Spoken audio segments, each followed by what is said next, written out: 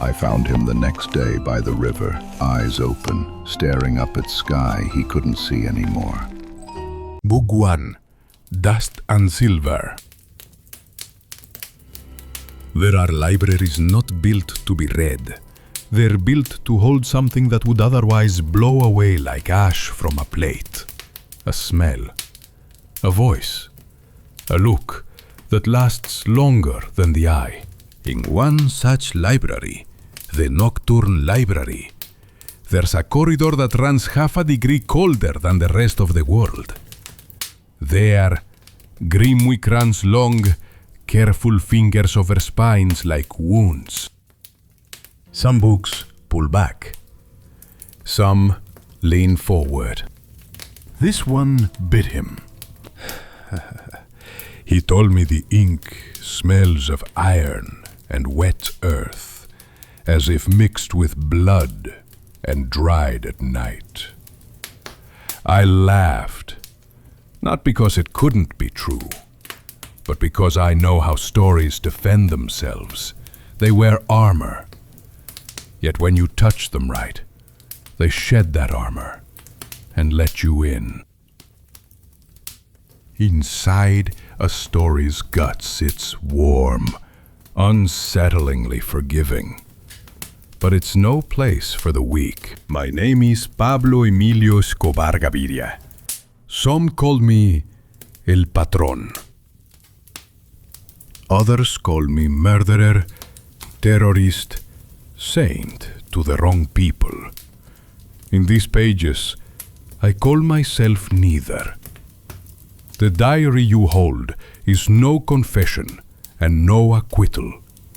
It's an operating manual for a soul that built itself a staircase from mud and shame, then couldn't remember who to call to at the top, God or the echo of its own voice. You'll hear breathing. You'll hear rain hammering tin roofs like coins on marble tables. You'll hear the crackle of old transistor radios turning truth into static, and static into truth. And you'll hear a voice that starts young, hungry, defiant, gaining weight with every step until it's so heavy it can only fall. This diary doesn't begin in paradise, and it doesn't end there. It begins where the ground is wet and shoes are cheap. It ends where rooftops are hope and the sky is judgment. If you keep breathing, forget the light. Breathe with your skin. Smell money before it's counted. Smell blood before it flows. And when you get cold, that's just the Nocturne Library's corridor. Grimwick never turns up the heat. He says books sweat otherwise. I say, truths freeze faster when they're naked. Entry 1, Envigado, 1962. I want more than bread. Morning in Envigado spoke through smells, not words. Wet earth, muddy clay. A thin trail of cold smoke crawling from a kitchen hole and hanging in the air like an undecided curse. I was 13, and my body had more edges than softness. My shoulders were coat hangers under borrowed shirts. My ribs showed when I breathed deep, counting themselves like rosary beads under skin, stretched thin by hunger that was never quite satisfied, never quite desperate enough to kill, but always present, always gnawing. The world told me every day what I was. Too small, too loud, too certain in my gaze for owning nothing. But I heard something else beneath their verdict, beneath the clatter of carts loaded with plantains and yucca, the greedy calls of vendors hawking what they couldn't afford to eat themselves, and the muffled beating of a carpet somewhere in a courtyard where women did other people's cleaning because their own houses were too small to contain dirt worth beating out. beneath all that noise, I heard a rhythm that didn't belong to the city. A pulse that counted me, that said, "You're here, you're awake, you're owed." When rain fell, and in Colombia, rain doesn't ask permission, it just comes, patient as death and twice as inevitable. It ground the alleys into streams that pretended they wanted to rinse the neighborhood clean. But rain in Envigado doesn't rinse. It preserves. It settles on faces, on scars, on names written on walls in charcoal and spite, and makes them darker, more permanent. Like the city itself was developing photographs of our scenes, one wet season at a time. I liked standing in the rain, letting it run down me in cold rivulets that found every hollow of my collarbone, every knob of spine, every place where bone pressed against skin, because there wasn't enough flesh to cushion the architecture of my body. Not because I was romantic. Romance is what you indulge in when you can afford to waste emotion on weather. I stood there because I wanted to understand what weight was. Rain brought weight, even though it was only water. I thought, whoever carries weight gets seen. Whoever gets seen doesn't lose. Whoever loses becomes the ground others walk on. And I'd already spent 13 years watching people walk over my family without looking down. At the street's edge stood a dog so old his eyes looked like two dull coins someone had spat on and forgotten. Milky with cataracts, seeing through membranes of age and disappointment. He watched me with that knowing look animals get when they've outlived their usefulness and understand the world won't mourn them. He knew I wouldn't kick him. I could see that knowledge in the way he didn't flinch when I approached, and that this said nothing good about me. Pity in these alleys is a disease you die from at full speed. It's the infection that turns you soft, makes you hesitate when hesitation costs you everything, makes you human in a place that eats humans for breakfast and picks its teeth with their bones. So I stared back without blinking and kept walking, my shoes silent, worn, more whole than leather, making wet sounds on the packed earth, leaving prints that filled with water as fast as I made them. Erasure. That's what poverty is. Making marks that disappear before anyone notices you were there. Writing your name in water and calling it legacy. I was a boy who wanted more than breakfast. More than the thin coffee my mother boiled 3 times to stretch it, until it was more memory of coffee than actual substance. More than the arepa that was more air than corn, more hope than nourishment. I wanted to translate the smell of earth, that mineral rot, that clay and decay perfume of the barrio, into something else, into direction, into motion, into a velocity that would make me impossible to catch or define or reduce to a statistic in whatever report they wrote about boys like me who either died young or lived long enough to become someone else's problem. The adults talked about work, honor, waiting. Espera, mijo. Wait, my son. God provides. But I'd watched God provide, and his portion was always smallest for those who waited longest, who prayed loudest, who needed most. So I didn't talk. I noticed how every word they teach you too often early on becomes a noose around your throat later. Words like patience and humility and your place.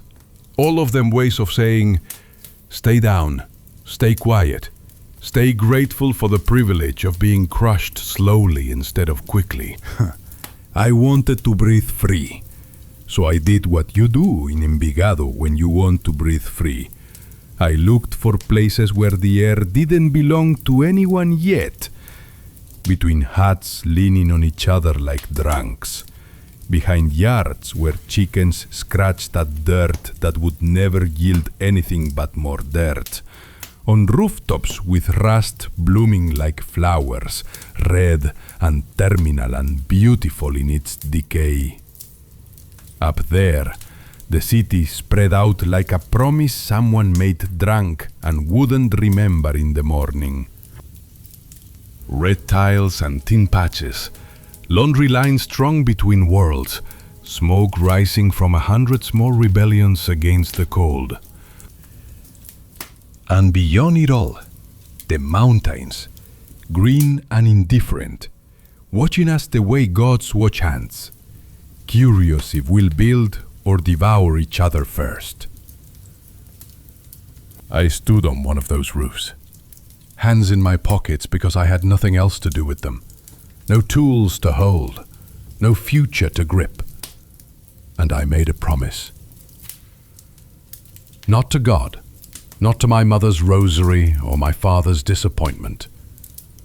To myself, I promised that I would never, nunca, hijo de puta, let the earth claim me the way it claimed my neighbors, the ones who bent and stayed bent, who planted and harvested and died without ever asking if there was another way.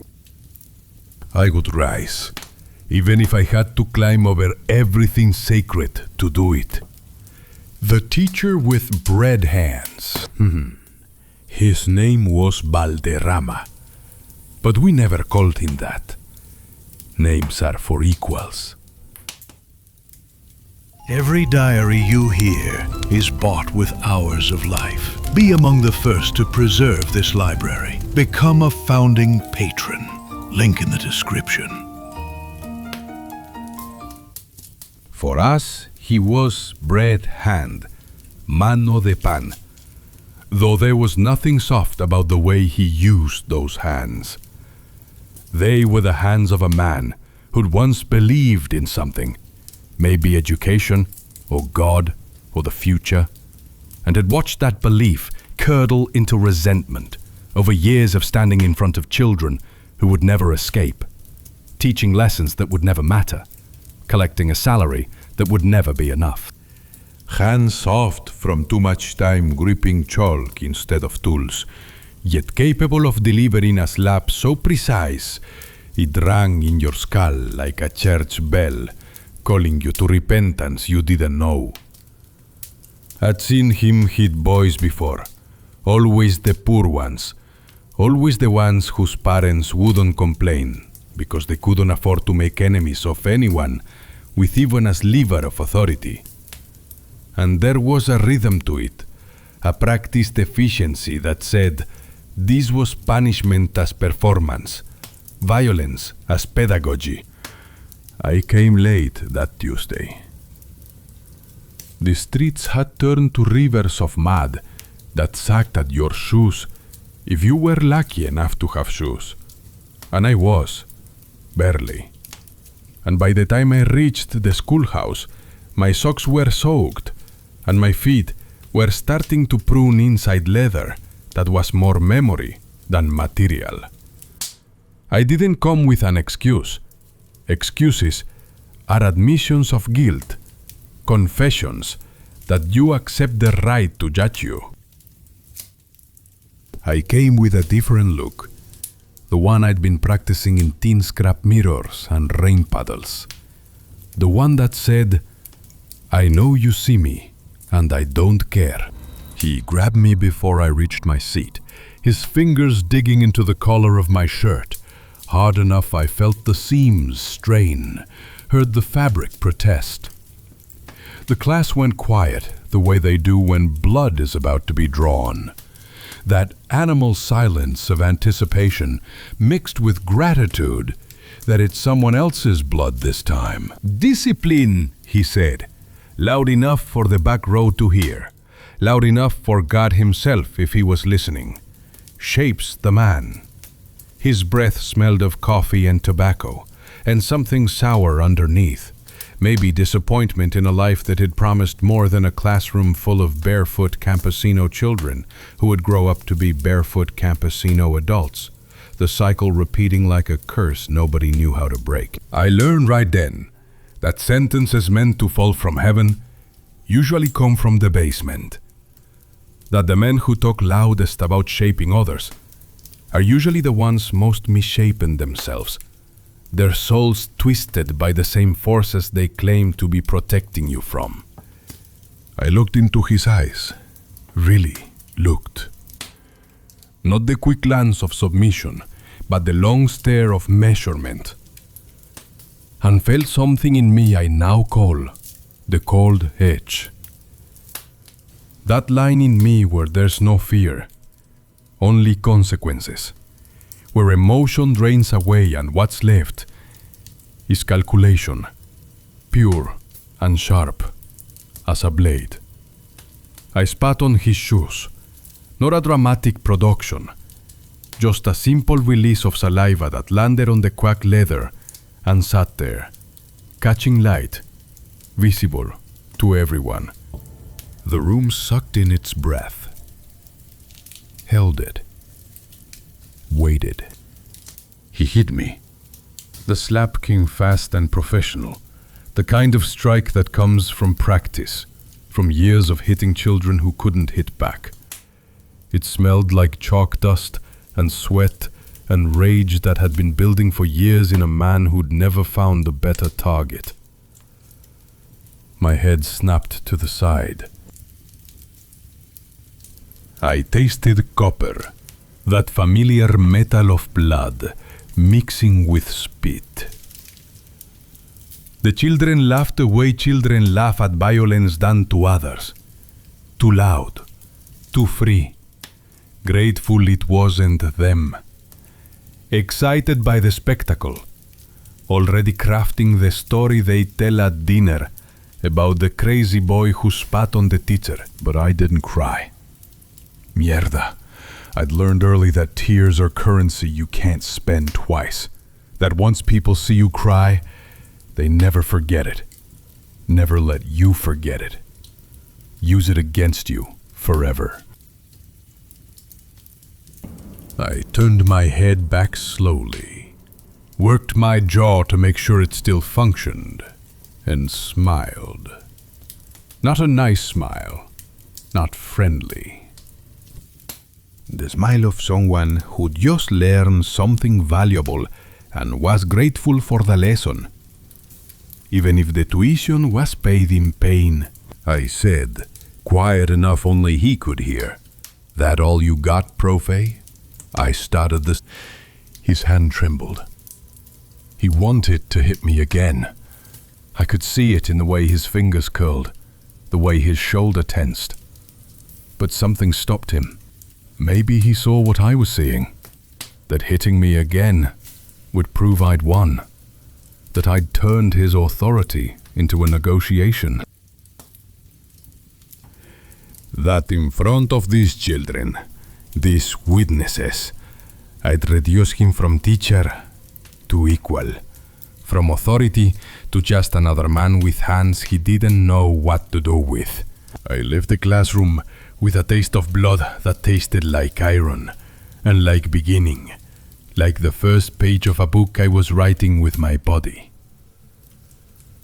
Outside, rain hung on clotheslines like unfinished homework, and the sky was the color of old concrete.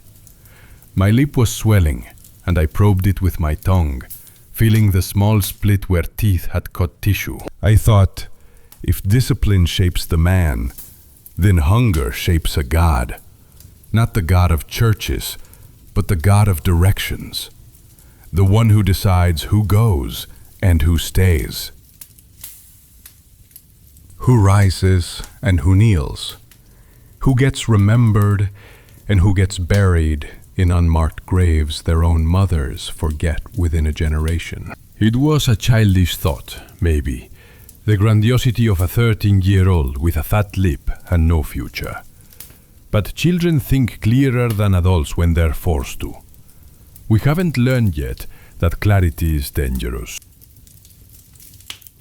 That seeing the world as it actually is, brutal, transactional, indifferent to your prayers and your promises, is the kind of knowledge that either kills you or makes you king. Chapter 3. Rain Radio.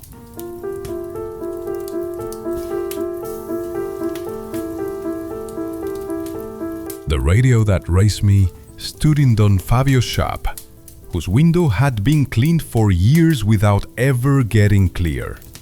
The glass was so old it had started to wave, to distort reality like heat shimmer, so that looking through it, the street became an aquarium where people swam more than walked. Inside, among the hanging packs of cigarettes and the jars of candy that had been there so long the colors had faded to ghosts of what they'd been, sat the radio. A transistor, dust-colored, antenna crooked like a broken finger, pointing at heaven in accusation. The casing was cracked along one side, held together with electrical tape that had gone sticky and black with age. But it worked. Gonorrhea, it worked better than most things in our neighborhood. Better than the promises politicians made. Better than the prayers people whispered, hoping someone up there was listening. When rain came, and it came often, Colombia weeping its endless tears, the radio spoke louder, as if refusing to be drowned out. The voices inside talked about Bogotá, about presidents and policies and the National Front, about roads that would be built as soon as the country woke up from whatever dream it was dreaming. Soon, they said. Progress, they promised. Investment, infrastructure, opportunity. Words that meant nothing to us. Words from a language spoken in places we'd never see, by people who would never see us. I listened like someone trying to count ships through fog. Knowing they're out there, knowing they're real, but unable to see them clearly enough to board, to escape, to believe they'd ever come close enough to matter. Between two news segments came a static that wasn't just static. It was the sound of order reorganizing itself. Of signals fighting for dominance. Of information trying to break through interference and reach ears that might or might not be listening. I hear order before I see it. It's a tone that stabs you in the back of the head. A thin hum that says, pay attention. Something's shifting. The ground is moving beneath you, even if you can't feel it yet. Some call that paranoia. I call it early warning. The thing that lets you know the punch is coming before the fist clenches. The betrayal before the knife shows. The end before it arrives, wearing its inevitable face. I imagine someone somewhere turning the dial, adjusting the volume of my future, deciding which frequency my life would broadcast on. I felt something in me accelerate, not my heart exactly, something behind it. A decision whose name I didn't know yet, but whose shape I could feel forming, like water freezing into ice, like intention hardening into will. Paras, said Tavo, materializing beside me the way he did. Always there, exactly when you noticed him and not a second before. He smelled of wet leather and the particular tang of the metal shop where his uncle worked him like a mule. His hands were already scarred at 15, already marked by labor that would never pay enough to justify the damage. His eyes were on the radio, but his attention was on me, the way it always was, measuring and calculating, and trying to figure out what made me different from the other boys, who talked big and delivered small, who dreamed loud and died quiet. I nodded slowly, still listening to the static beneath the words, the hum beneath the message. "Doesn't matter where we stand," I said. "What matters is we move." He laughed and slapped my shoulder hard enough to sting. "Move where, loco? We are in Envigado. The world ends at the city limits." But he said it without conviction, and we both knew he was testing me, waiting to see if I'd provide the vision he was looking for, the direction he needed, the excuse to believe that boys like us could become something other than our father's disappointments and our mother's prayers. "The world," I said, and I believed it then, with the certainty only children and lunatics possess, is bigger than the people who try to sell it to you piece by piece.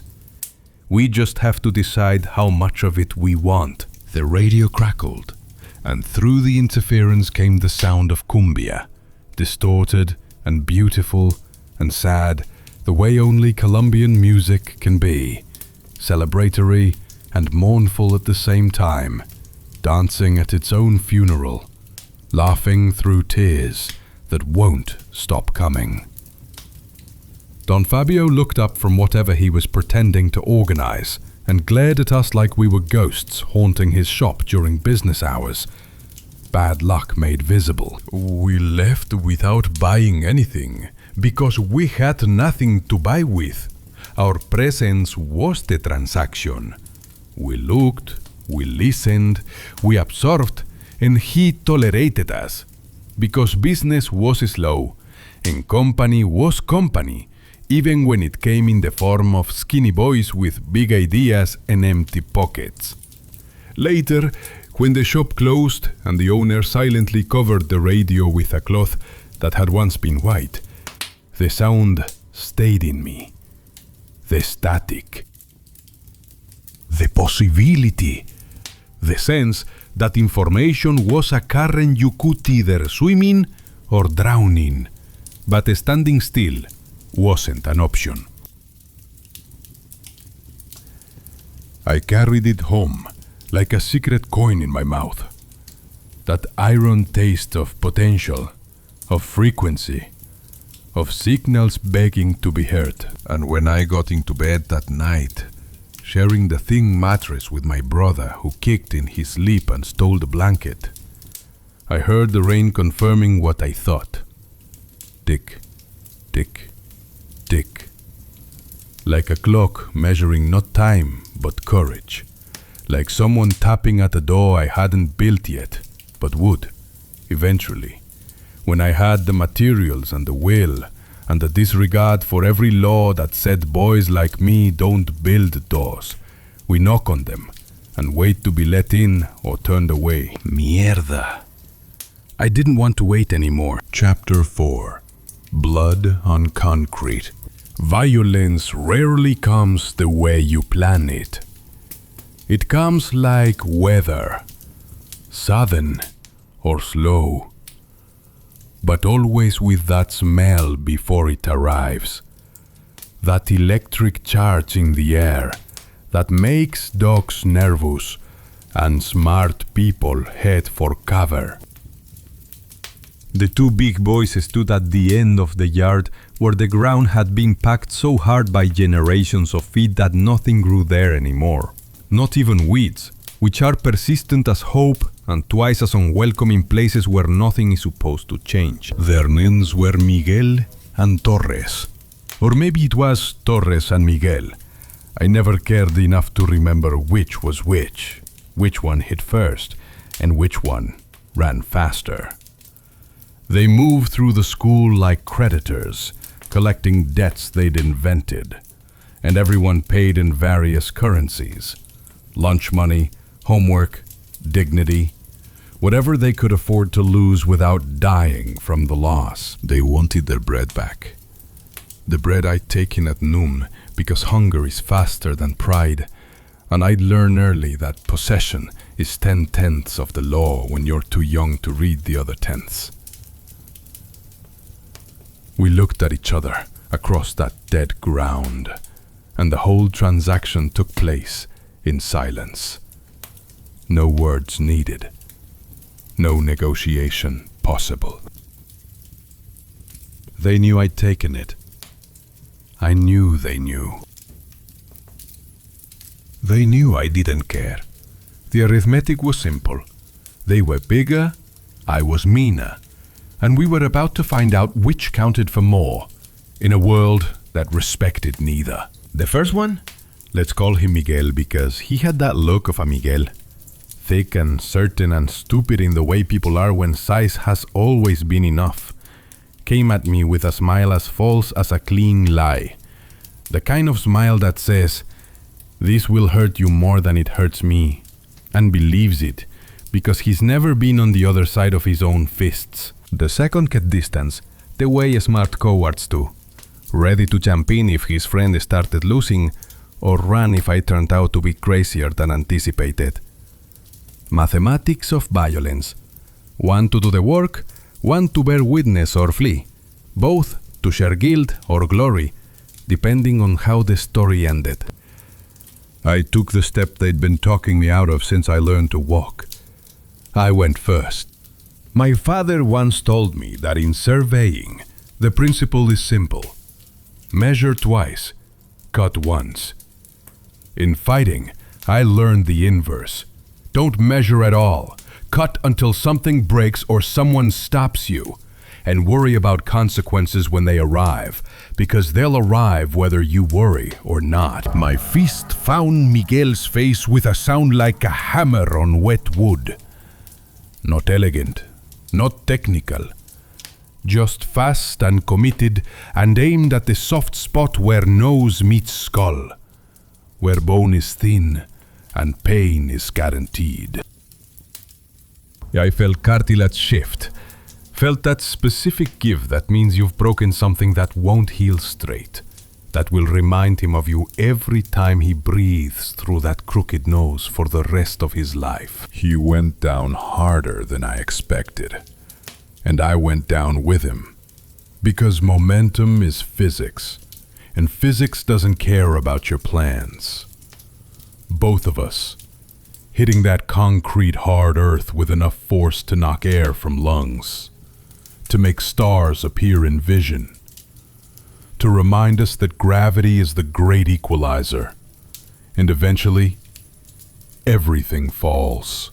He was heavier, but I was on top, and in fights like in life, position matters more than mass. I hit him again, and again. Not from anger. Anger is a luxury, an emotion you indulge when you have the energy to waste on feeling things. I hit him from principle, from the understanding that if you start something, you finish it. That half measures get you killed or worse. They get you marked as someone who can be pushed, who can be tested, who stops before the job is done. It smelled like iron and rain and fear sweat. That particular stink people make when they realize the script has changed and they are no longer in control of the story. His blood mixed with dirt and made a paste that stuck to my knuckles. Dark and thick, and proof of something I couldn't name yet, but felt like vindication. I heard my breathing like the siren of a small war. Harsh and rhythmic and animal. Somewhere far away, maybe in another country, maybe in another lifetime. Children were screaming or cheering or both, their voices blending into a sound that was less human than weather, less support than soundtrack to violence they didn't understand but recognized. That ancient ritual of establishing hierarchy through pain. The second boy, Torres will call him never jumping. Smart. He understood that joining a fight already underway meant inheriting all its consequences, and his friend's blood seeping into Colombian dirt didn't seem like consequences he wanted to share. Better to watch, to learn, to remember that this skinny boy with fire in his eyes was someone to avoid, to respect, to fear. When I finally stood up, my hands were shaking. Not from fear. From the effort of not continuing, of stopping before I did damage that couldn't be explained away as schoolyard justice, before I crossed the line from teaching a lesson to committing murder in front of witnesses who would remember and testify and make my life more complicated than it needed to be. Miguel stayed down, hands over his face, making sounds that weren't words yet, just pain trying to find language. Blood leaked between his fingers, mixing with tears and snot and the general fluids of defeat. I looked at Torres, met his eyes, let him see what I'd just proven. "You want some?" I asked, and my voice sounded strange to me, like someone else was using my mouth to speak through, someone older and colder and more certain than a 13-year-old boy had any right to be. He shook his head, raised his hands in surrender or blessing or both. Backed away slowly, the way you back away from dogs you don't know, maintaining eye contact so they don't think you're prey, but also showing you're no threat, that you're acknowledging their dominance, that you'll spread the word about what you've seen. When I got home, my lip was blue and swelling where I'd bitten it during the fall, and my knuckles were scraped raw, skin hanging in strips that would become scars, permanent records of this day.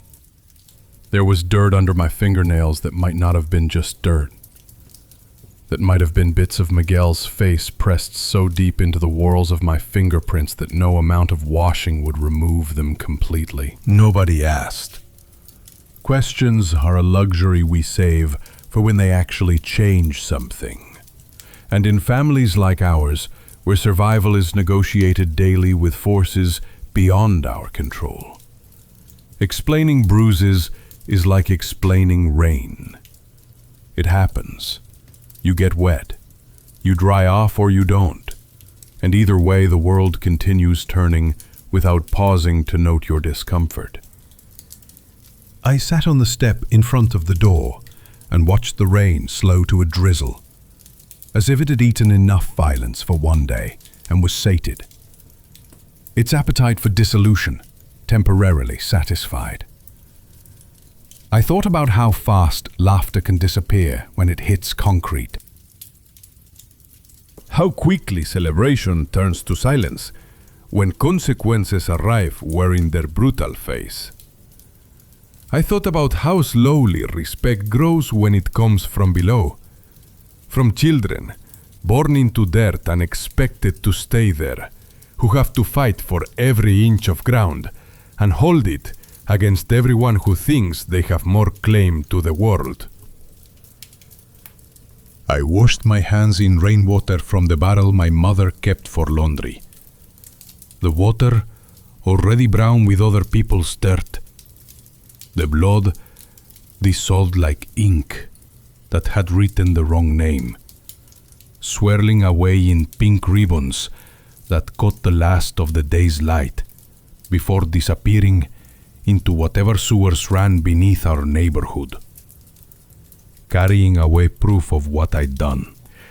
I watched it disappear and promised myself to learn the right name, mine, and make sure it couldn't be washed out anymore, that it would be written in something permanent, carved, branded, tattooed into the city's memory, until forgetting me became impossible, until my name meant something more than just another dead boy from Envigado, who wanted more than he was allowed to have. Chapter 5. Schoolyard Law. The next day smelled cleaner, though nothing about Envigado had actually changed overnight. The same mud, the same poverty, the same sky pressing down like a ceiling too low to stand under. Maybe it was how I breathed, deeper, like my lungs had more room now that I'd expelled something that had been taking up space. Maybe it was that the rain had finally stopped, and the sky had cracked open to show that aggressive blue that only comes after storms, when nature is showing off, reminding you it can create beauty and destroy your house with equal indifference. On the schoolyard, air pretended it belonged to all of us. Air lies. Air belongs to whoever's willing to fight for it, to claim it with presence and will, and the certainty that their breath matters more than yours. I stood where Miguel and Torres had stood the day before and waited. Not for violence. Violence had already spoken, had already made its argument and won. I waited for looks, because looks are contracts nobody signs, but everyone keeps. Looks are the invisible handshake that determines who leads and who follows, who gets to walk straight lines and who has to navigate around obstacles that have learned to call themselves men. Miguel didn't come to school. Smart. Let the face heal. Let the story solidify into legend before people can compare legend to reality and find it wanting. But Torres came, and he came past me, not at me. That's the fine difference between peace and surrender, between choosing not to fight and acknowledging you've already lost. His eyes slid over me like water over stone, touching but not grasping, acknowledging but not engaging, recording but not challenging. "What do you want?" asked Carlitos, one of the small ones who always laughed first at jokes he didn't understand, whose survival strategy was to make himself useful through entertainment, to be the clown so he'd never have to be the victim. A smart play, actually. Comedy is armor when you're too weak for violence. "For you to stop laughing before you think," I said, not unkind, almost gentle, the way you'd correct a dog you don't actually want to hurt, but need to train. He laughed, couldn't help himself. It was reflex, muscle memory, but it already sounded weaker, uncertain, like he was checking to see if laughter was still allowed, or if the rules had changed overnight and nobody had posted the memo.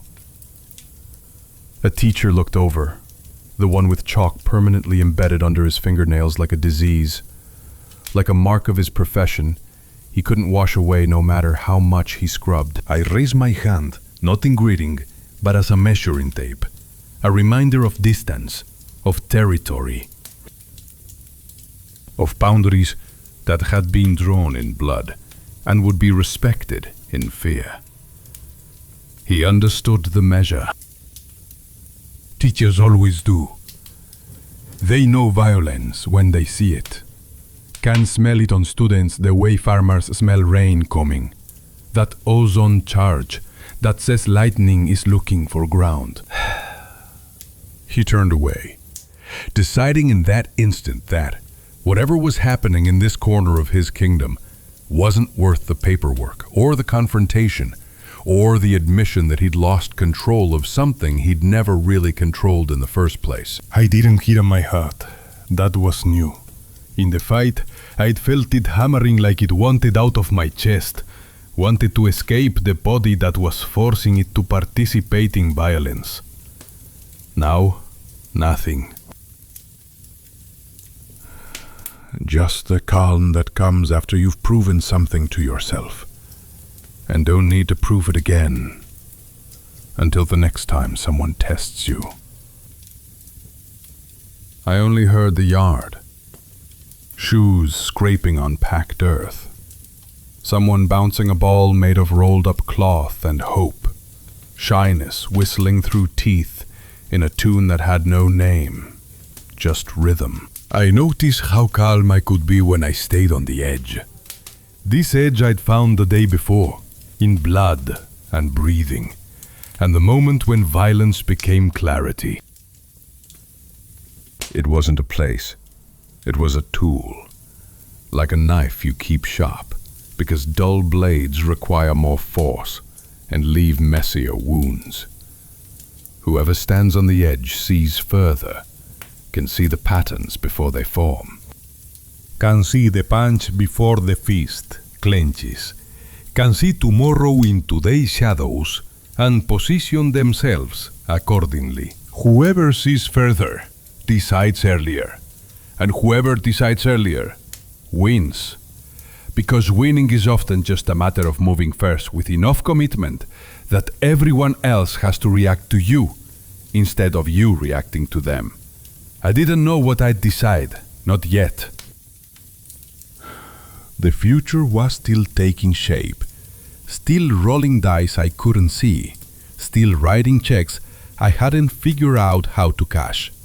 But I knew that I would decide, that the choice would be mine, that I'd stopped being a passenger in my own life and had somehow, through blood and defiance and a willingness to risk everything, become the driver. That evening, I counted raindrops again.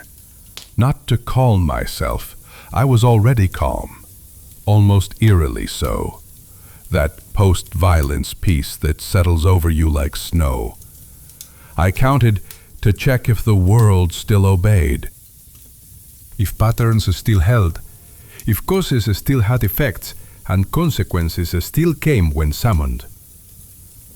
1, 2, 3, 4, 5. Yes, still working, still consistent, still a machine I could learn to operate if I paid close enough attention and wasn't afraid of getting my hands caught in the gears. Chapter 6. Rosary clicks. Night has its own sounds, its own language that doesn't translate cleanly to daylight. The clicking of my mother's rosary as she worked through the mysteries, each bead a prayer, worn smooth by 10,000 repetitions.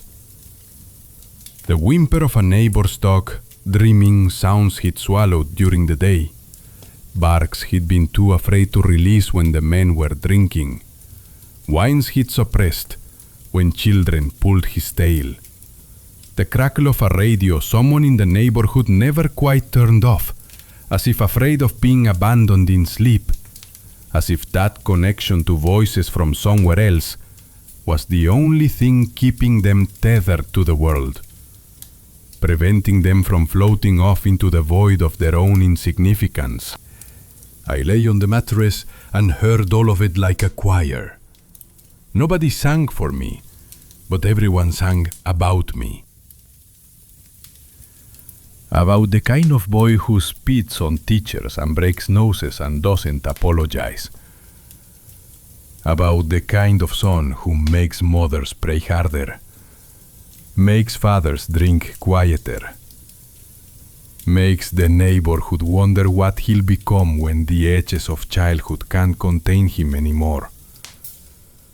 When he grows into whatever shape violence and hunger and will have carved him into. I imagined the beads of a rosary were coins.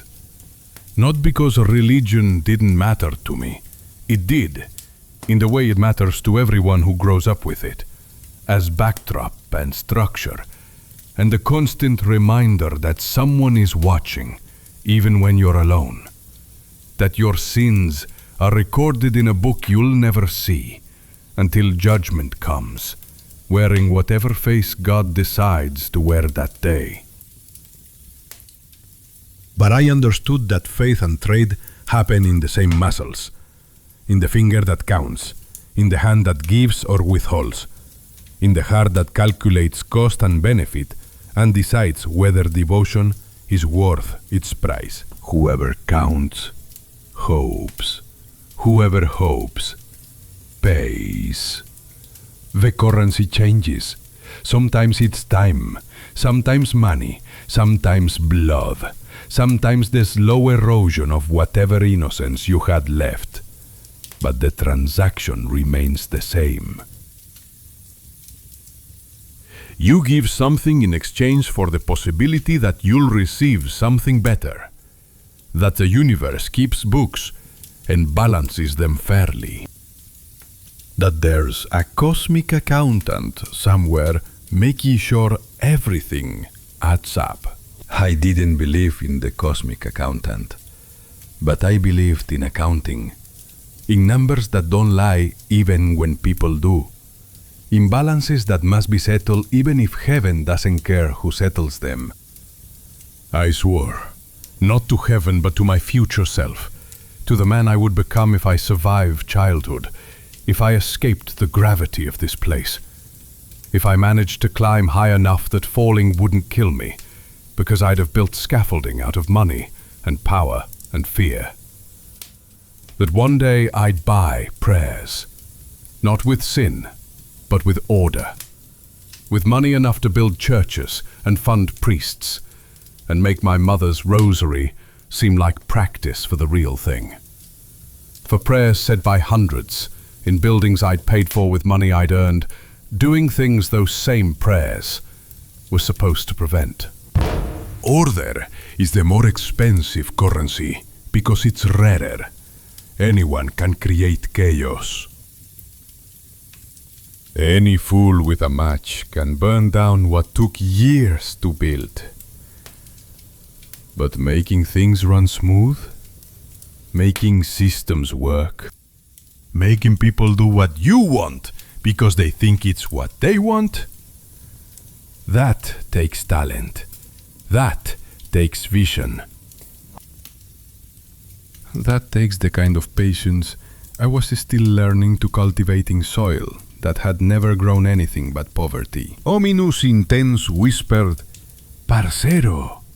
Tabo whispered through the wall, literally through it, his mouth pressed against the crack where our houses shared a boundary, where prayers and secrets and cigarette smoke all passed freely between families too poor for proper walls, for separation, for the privacy that comes with having enough space between you and your neighbors to pretend you don't hear their fights and their fucking and their failures.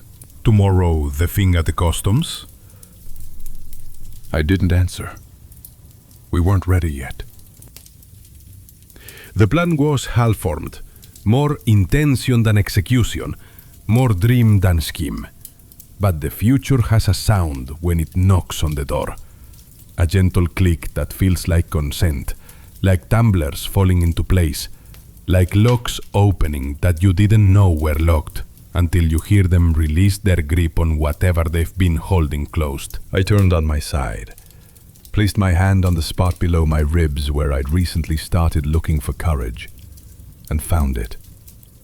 Warm, small, sufficient. A coal that could either die out or be fed until it became a fire that consumed everything around it. I didn't know which yet. Didn't know if I wanted the coal to stay manageable or if I wanted to see just how big the fire could get, how much it could burn, how far the light would carry before darkness swallowed it, or it swallowed darkness. One or the other. Victory or annihilation, with nothing in between. My mother's rosary clicked in the next room. 33 clicks for each mystery, 5 mysteries per set. And she was on her third rotation of the evening. She prayed the way other women drank or smoked or gossiped, as medication against a condition that wouldn't respond to treatment. but could be managed with consistent attention. I listened to her pray and thought, she's asking God to change me. I'm asking me to change God. One of us would win. I wasn't betting on her. Chapter 7. The Price of Silence. In the morning, the city stood still as a city can only be when it's pretending to be innocent. When it's holding its breath, waiting to see if anyone noticed what happened in the dark, if any of the night's transactions left evidence, if blood washed away or dried into proof. Fog lay deep in the low places, collecting in valleys and hollows like guilt, pooling where it can't be seen. Everything that wanted to make sound came out muffled, as if speaking underwater, as if the world had decided that today volume should be kept to a minimum out of respect for whatever violence had occurred overnight. I stood at the door and smelled hazy cold and the cheap perfume from the neighbor's house, Senora Martinez, who worked nights doing things we didn't discuss during daylight, who came home smelling of men's cologne and her own desperate attempt to cover it with rose water that cost half what she needed and delivered a quarter of what she hoped. That perfume tried to cover poverty and only made it more visible, the way lies draw more attention than truth, because they have to work so hard to be believed, because they carry the weight of their own fabrication. I knew today wouldn't be a special day. The calendar held nothing important. No holiday, no Saints' Day, no anniversary of battle or independence, or any of the dates they taught us in school that were supposed to make us proud to be Colombian. As if pride could fill stomachs or pay rent, or change the fact that we were born into circumstances we'd spend our lives trying to escape. Just another rotation of the earth, pretending to care about the things that happened on its surface. But I knew tomorrow had to be different. That if I kept having days that were the same, I'd look up one day and realize I'd become my father. Decent, hardworking, proud of things nobody noticed, and poor until the day dirt covered me and made me equal to the earth I'd spent a lifetime measuring for other people. Documenting their ownership of things I'd never own, making official their claim to land I'd never walk on except as trespasser or servant. No, hijo de puta número. Not that future. Not that slow death. Not that surrender, disguised as respectability. Silence has its price. It lets you think. It lets you decide. It gives you the space between breaths, where futures are chosen and fates are sealed, where boys become men or corpses, and the only difference is what you choose in that silence, how you spend that currency of quietness before the world demands you speak or act or die. I decided I will no longer consider the place where I stood my origin, but my proof, evidence. Exhibit A in the case I was building against the world that said boys like me belonged in dirt and should be grateful for the privilege of having dirt to belong to, grateful for the opportunity to die slowly in the same place we were born, circular and meaningless, and forgotten as soon as the last person who knew our name joined us in the ground. Every step I took from now on should show I was right when I spat in the teacher's face. Not because the man deserved it, though he did, the malparido. Every authority figure who'd ever hit a child weaker than them deserved worse than spit. But because I owed it to myself to nationalize my disgust. To take everything they said was wrong with me and turn it into the engine of my rising. to make my vices into virtues, by the simple expedient of winning so thoroughly that people had to rewrite the definitions, had to reconsider what vices and virtues meant when someone succeeded despite breaking all the rules they'd sworn were unbreakable. At the yard's edge stood the old dog again, same spot. Same ancient patience, same milky eyes that saw more than they should. He looked at me, and I swear to God, or whatever passes for God in a neighborhood where churches outnumber jobs 3 to 1, and prayers outnumber opportunities 1,000,000 to 1, that dog knew. Knew something was shifting. That the boy who'd walked past him yesterday wasn't quite the same boy walking past him today. That some transformation had occurred in the space between heartbeats. The childhood was ending, and whatever came next had already begun its terrible birth. He turned his head so slowly it looked like a bow, like recognition of rank, like one outcast acknowledging another who was about to stop being an outcast and become something else entirely. King or corpse, emperor or cautionary tale. Someone whose name would be remembered or forgotten, but never, ever ordinary. I nodded to him, as if he'd brought me a contract only I could sign. I signed. Not with ink.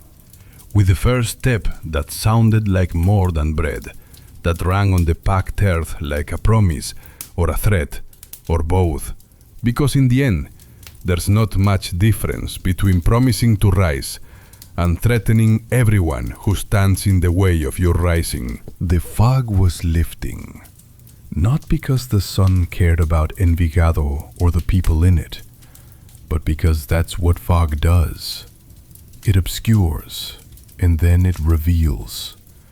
And you're never quite the same after what you saw in the clarity as you were when you could pretend the fog hid you from judgment, from consequence, from the future bearing down on you like a train you can hear but can't see yet. I walked to school, arrived on time for once, sat in my chair, opened my book, played the part of the student, the good son, the boy who'd learned his lesson. And I was very, very good at it. Because I'd learned the most important lesson of all.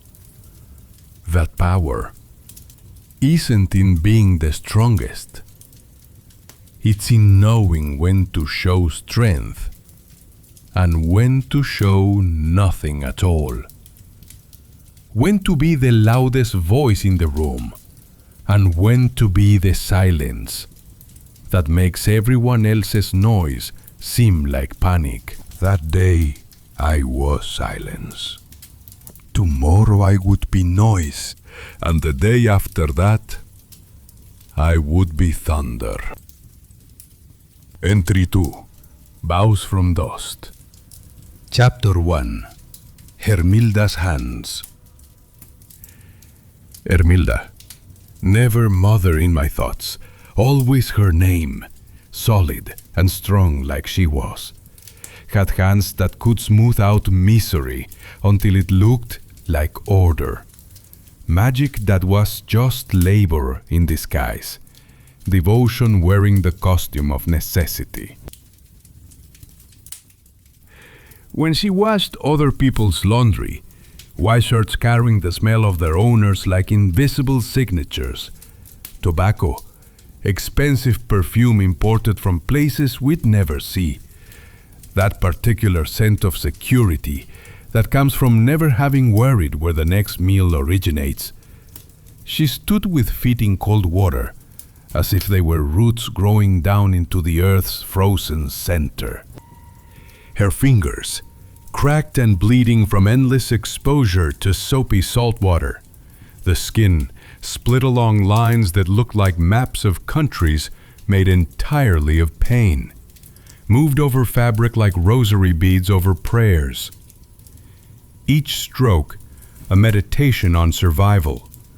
Each scrub, a small declaration of war against the stains of people who would never learn her name, who would hand her coins, if they remembered to pay at all, without meeting her eyes, who would notice if their collars weren't perfect, but wouldn't notice if she died tomorrow and her daughter had to take over the route.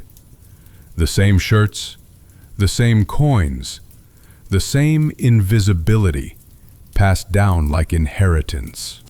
I watched her often, not because I was a good son. I was never that. Never possessed the patience or humility that goodness requires, but because I understood a mechanism. Work is a ritual that convinces the world to spare you. Work is the proof you offered that you deserve the space you occupy, the oxygen you breathe, the small corner of earth you sleep on between shifts.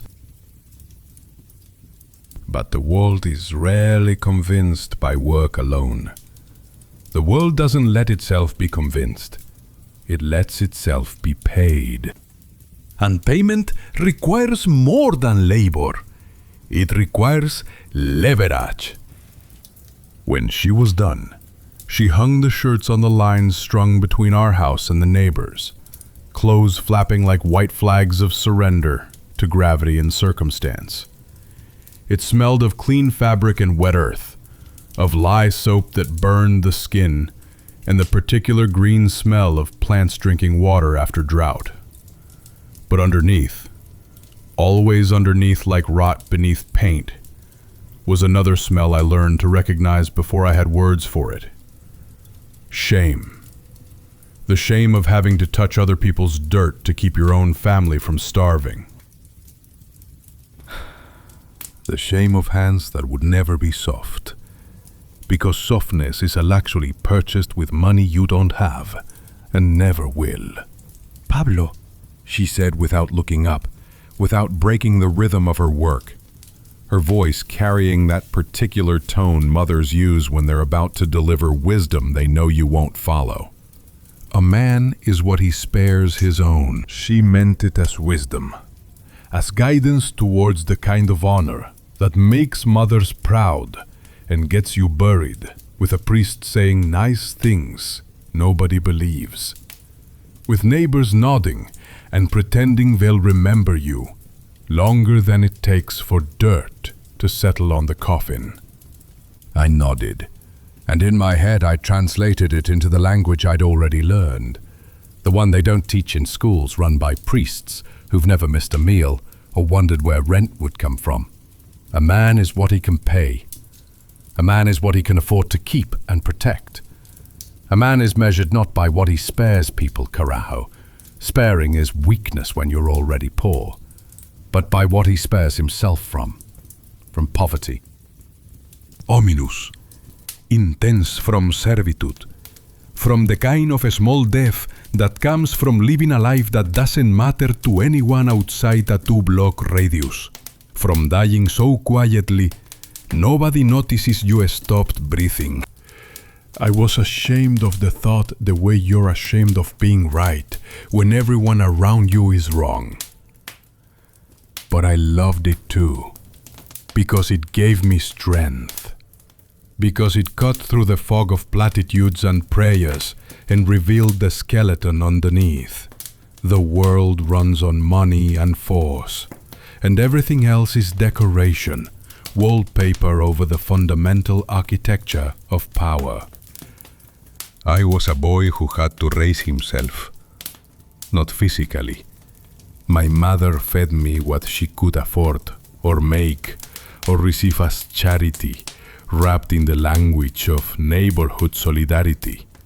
But mentally, I had to become my own father in the realm of understanding, teaching myself with the hardness of adults who'd stopped believing in soft truths, and the ruthlessness of streets that didn't care if you learned the lessons or died proving you hadn't. In the evenings when rain came, and it always came, Colombia weeping its endless tears, baptizing us in water that never washed anything clean, only redistributed the dirt.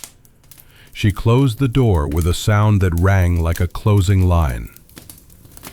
A period at the end of a sentence that said, "The day is done. The work is done. Now we pray, because prayer is free, and we can afford nothing else." Then she took the rosary, and I listened to her the way you listen to music whose lyrics you don't believe, but whose melody warms you anyway. There's a kind of warmth that doesn't calm you but disciplines you.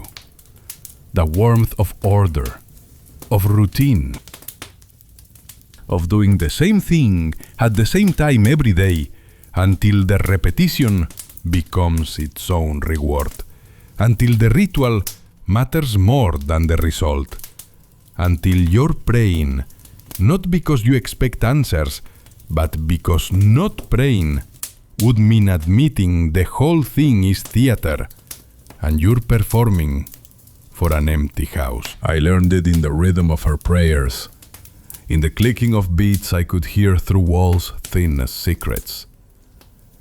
In the stubbornness of faith that persists despite evidence that God plays favorites, and we aren't them, have never been them, will never be them, no matter how many rosaries we complete. I also learned that repetition doesn't create justice, it only extends patience. Makes you capable of enduring longer, but doesn't change what you're enduring, or why you're enduring it. Patience is good, I told myself, watching her lips move through prayers worn smooth by repetition. Patience is an account you build, collecting interest in the form of endurance and restraint and the ability to wait for exactly the right moment to act. You can feel it. Day after day, prayer after prayer, insult after insult swallowed instead of answered, coin after coin saved instead of spent. You can also blow it up. Spend it all at once in a single moment of decisive action that empties the account, but buys you something patience alone never could. Velocity. Momentum. The kind of forward motion that changes your trajectory from circular to linear, from trapped to free, from this place to anywhere else, from this life to any other life you can imagine hard enough to make real. I was saving my patience, learning to be disciplined in my waiting, methodical in my observation, cold in my calculation. But I was also calculating the moment when I'd spend it all. When I'd convert years of swallowed pride and suppressed rage into a single action so decisive, it would change everything. Burn every breach, force the future to arrive early, whether it was ready or not. Chapter 2. Father's Pride. My father spoke little, but his silence wasn't a vacuum. It was topography. It had shape and depth and features you could map if you paid attention. If you learned to read the language of his stillness, the way sailors read the language of the sea. He was a surveyor by trade and by temperament, a man who measured land for people who owned it, who translated the earth into numbers and numbers into property lines that would be defended with lawyers or guns, depending on how much the land was worth and who was doing the defending. He was a tamer of landscapes, a man of lines and angles and the spaces between things. A man who understood that the world is just geometry wearing dirt, that if you can measure something accurately enough, you can control it, or at least predict it, which is close enough to the same thing for practical purposes, in a country where prediction is the closest thing to power most people will ever touch. He showed me once a map, paper thin from being folded and unfolded 10,000 times, soft as cloth, edges worn fuzzy where fingers had gripped it in rain and sun, and the general weather of a working life. He ran his finger over a trembling pencil trail that represented a road, or a river, or a boundary between properties owned by men who would shoot each other over 6 inches of contested ground, who would hire lawyers to argue about measurements my father had made with instruments more honest than any court. "This here," he said, "boy's quiet the way it always was, as if he'd learned early that the world doesn't listen to volume, but to certainty, to the calm that comes from knowing you're right, even if nobody else agrees. Isn't a path. It's a claim. It's one man saying, 'This is mine,' and daring everyone else to disagree. When many walk it, when enough feet press it down and pack it hard, it becomes true." Not because it was always true, because enough people acted like it was true that reality had to catch up, had to acknowledge what feet had written into dirt. Totio, he was proud of things nobody saw. Boundary stones he'd placed that stood where he'd put them. Straight lines between properties that prevented wars before they started. Calculations that matched reality so precisely you could build on them without worry. He was proud of bills that balanced at month's end, even when the month had 2 days too many and the money had 3 days too few. Proud of work done right, in a world that mostly accepted work done good enough. Of precision, in a place that had learned to live with approximation. Ominous, intense, atmospheric. He smelled of earth and warm tools, of that particular metal scent that clings to you when you spend your days handling chains and measuring tapes and iron stakes that need to be driven into ground that doesn't want them. The smell of honest labor, people called it, though I never understood why labor needed the qualifier, as if there's dishonest labor, as if working itself could lie. All labor is honest in its own way. It's what you do with the results that determines morality. When he drank, and he drank, not like my mother prayed, but from the same impulse, to medicate against a condition that wouldn't improve, no matter how many bottles he emptied, or how many mornings he woke swearing this was the last time. He stayed quiet. No shouting, no violence, no dramatic confessions or bitter accusations. Just that look, in a direction that wasn't in the house, that wasn't in the neighborhood, that wasn't in Colombia, or maybe even on Earth. That gaze fixed on something the rest of us couldn't see. Maybe his own youth. Maybe a future he'd imagined when he was young enough to imagine futures that didn't look exactly like the present, wearing a different calendar. "They took land from me," he said once, and only once, because he wasn't a man who repeated himself, or sought sympathy, or expected justice from a world that had never offered it. Not with guns, with papers. He spit the word like it tasted bad, like paper was poison, and lawyers were the ones who administered it. Documents that said what was mine wasn't. Signatures that meant more than sweat. They stole my life, we think. That's when I understood. Really understood. In a way that changed how I saw everything. There are 2 kinds of violence. Visible and polite. The visible kind comes with blood and screaming, and everyone knows it happened, sees the damage, can point to the moment when force became trauma. The polite kind comes with lawyers and documents and the entire machinery of law and state, And by the time you realize you've been violated, the bruises have healed over, and there's no proof except your own shrinking bank account and growing rage, and the general sense that you've been fucked, but can't quite explain how or by whom. The polite kind is more dangerous. Much more.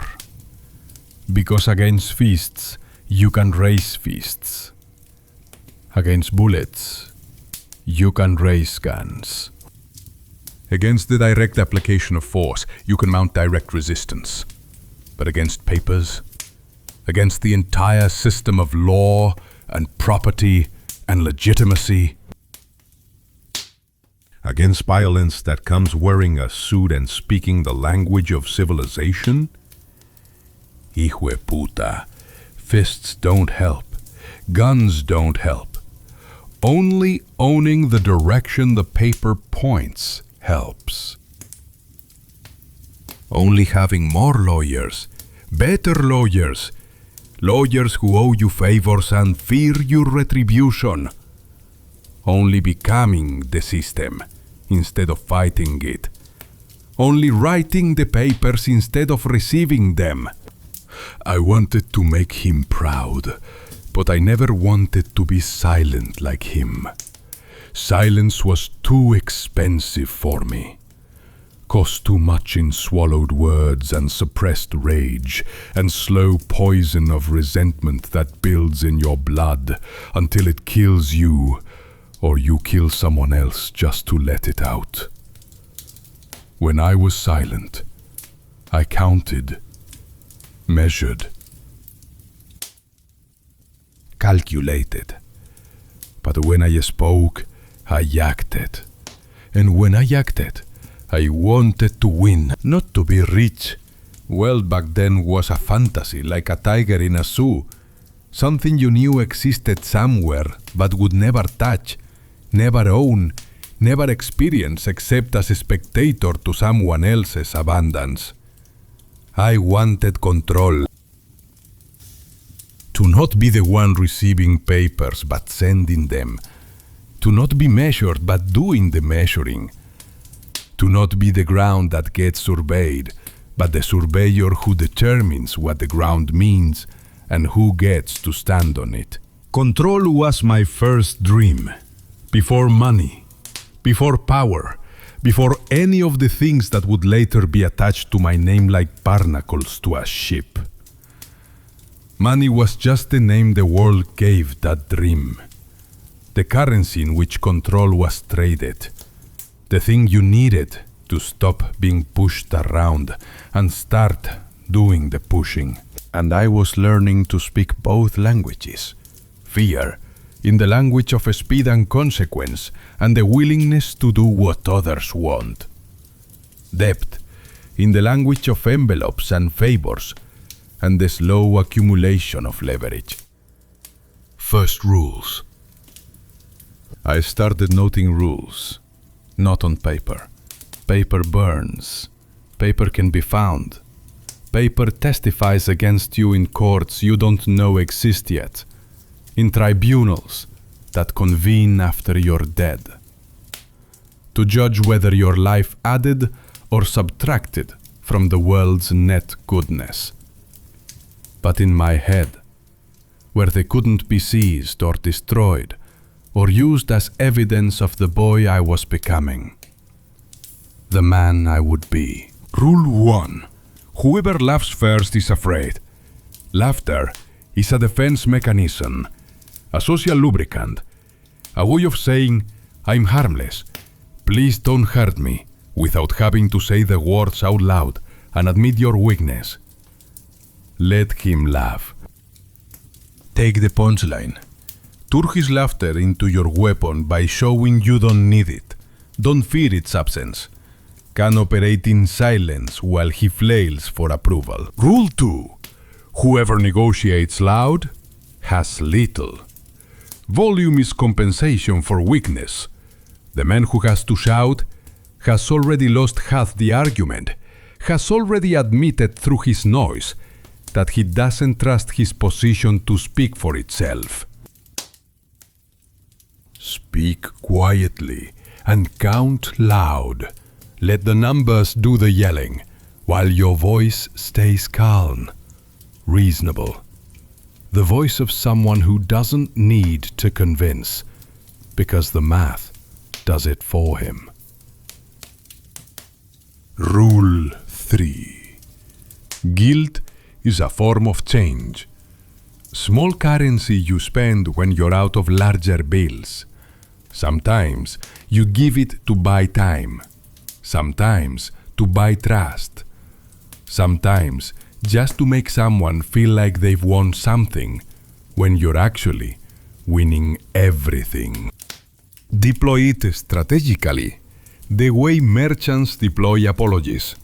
Frequently enough to seem human, rarely enough to maintain mystery. Rule 4. Direction is greater than thing. This one took me longest to understand, years to fully internalize. But once I got it, everything else made sense. It's not the package that's valuable, but the path it's allowed to take. Not the product, but the route. Not what you're moving, but that you're moving it. That you control the flow. That you're the valve that opens and closes and determines what goes where, and who profits from the movement. Rule 5. Say please less often than thank you. The one who asks enters the room too late, hat in hand, already in a position of supplication, already admitting they need something they don't have. The one who thanks does so from a position of having received, implying he was worthy of receiving, implying the other person made the right choice in giving. Subtle, but crucial. The difference between begging and acknowledging generosity, between weakness and grace. These rules didn't come from wisdom. They came from need. From watching the world operate and trying to decode its machinery, to see the gears turning beneath the surface, to understand that society is just a machine built by humans, and machines can be learned, their operations memorized, their outputs predicted if you study the inputs carefully enough, and don't let emotion cloud your analysis. I watched the men at the market, how they traded without ever naming prices, just held up fingers or made faces, or sometimes said nothing at all, just wrapped the goods and accepted payment, as if the amount had been agreed upon weeks ago by authorities nobody could see.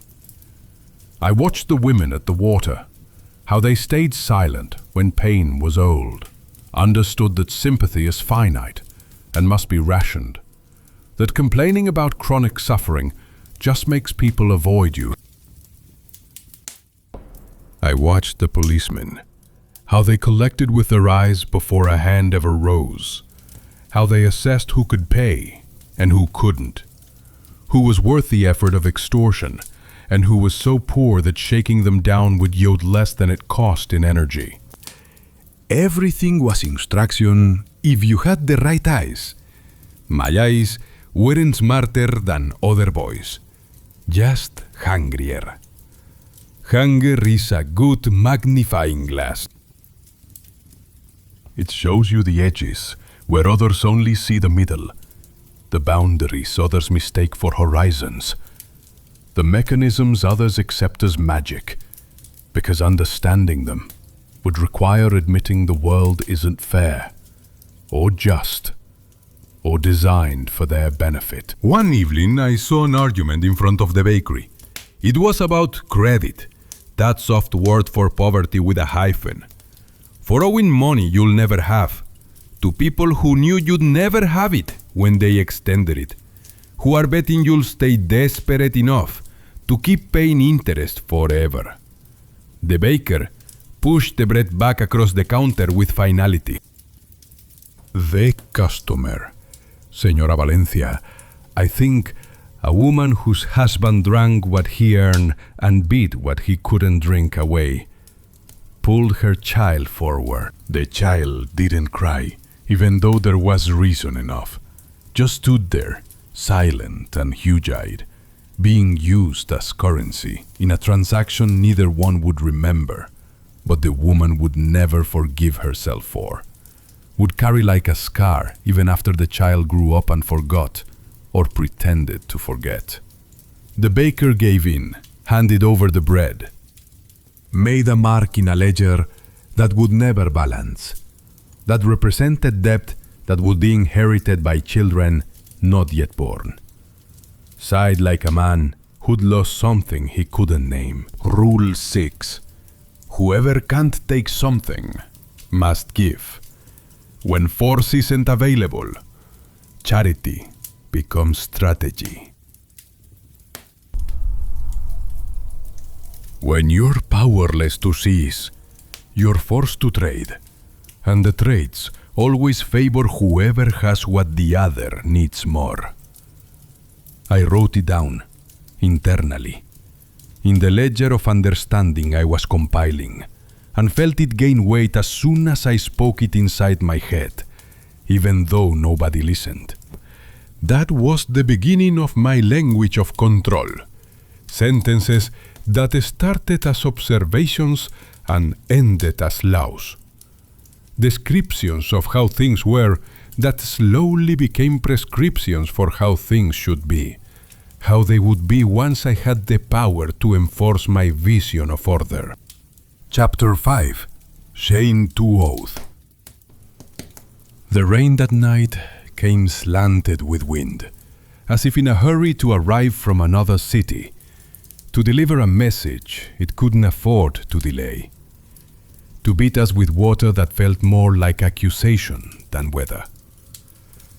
The roof leaked in 3 places, over the table where we ate our insufficient meals, over my parents' bed where they slept in careful silence, and over the spot where we kept our shoes, as if God himself had decided that even our attempts to stay dry would be mocked by water falling on the only possessions we owned, besides the clothes rotting slowly on our backs. Mother placed bowls underneath, the good bowls, the ones reserved for guests we never had because we were too ashamed to invite people into our poverty, and they rang out as drops hit them, a sound like counting, like the world's slowest cash register tallying up debts we owed to a landlord who didn't care if we drowned as long as the rent cleared.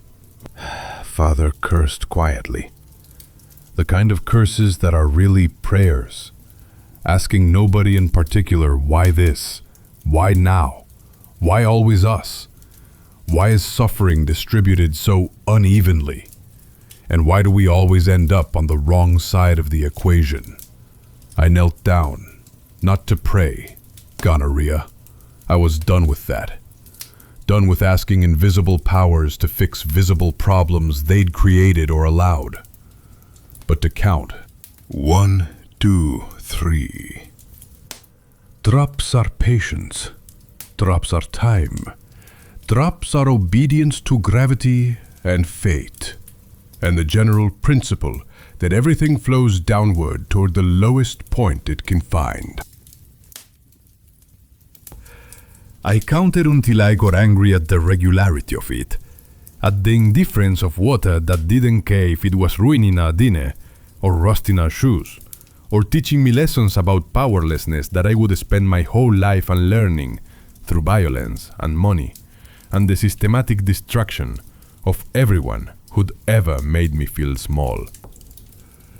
I stood up, went out to the courtyard, and placed myself under the open sky.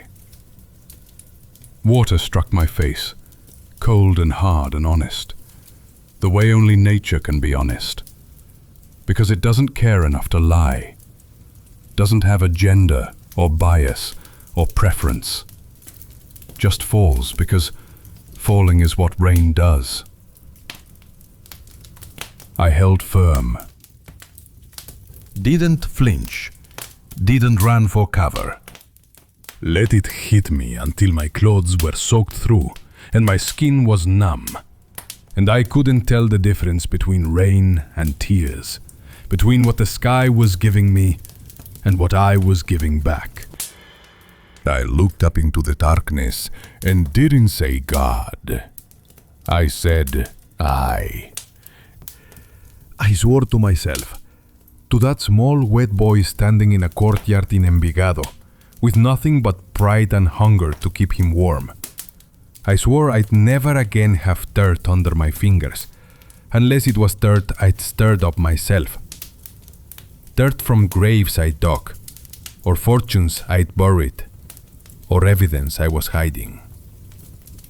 That I'd never again wash other people's clothes, or measure other people's land, or apologize for taking up space in a world that had plenty of space for people who mattered less than me, but happened to be born with money. I swore I'd buy the direction others would have to walk in, would own the paths, the routes, the flows, would become the valve that opened and closed and determined who got what and when and how much, who prospered and who starved, and who lived long enough to see their children continue the cycle.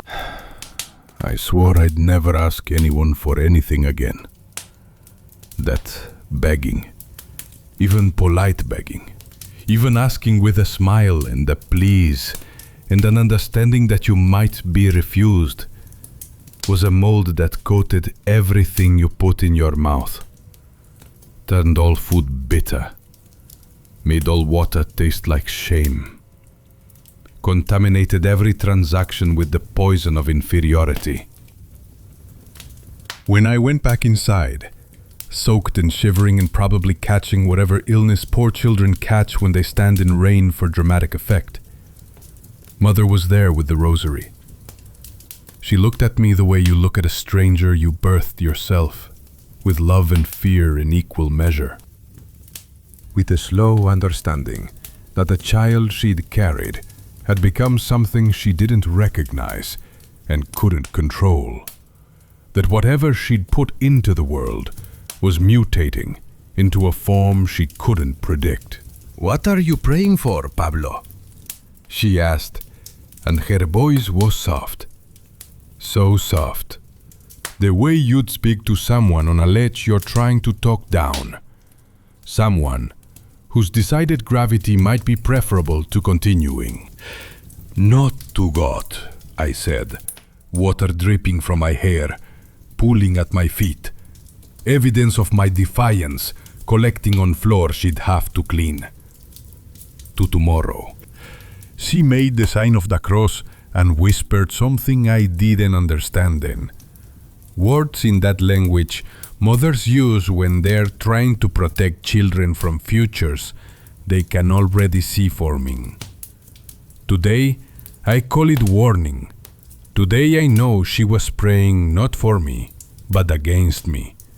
Asking God to stop what she could already see starting, to intervene before her son became the storm she could feel building in the air around him, crackling like lightning before it finds ground. God didn't listen. Or maybe he did, and decided he wanted to see what would happen. What kind of storm a boy could become if you gave him enough hunger and rage and intelligence and rain. If you let him marinate in poverty until it either killed him or turned him into something that could kill anything else. Chapter 6. Holy Lie. Lies are tools, not decoration. This is important to understand early if you want to survive in a world that punishes honesty and rewards strategic deception. A lie isn't a moral failing, it's a technology. A hammer isn't evil. A knife isn't wicked. They are implements that can be used for construction or distraction, depending on the hand that holds them and the intention behind the grip. The same with lies. A good lie has two qualities. It relieves the one who tells it, and it supports the world of the one who believes it. It makes both parties happy, or at least satisfied, or at minimum, willing to continue the transaction.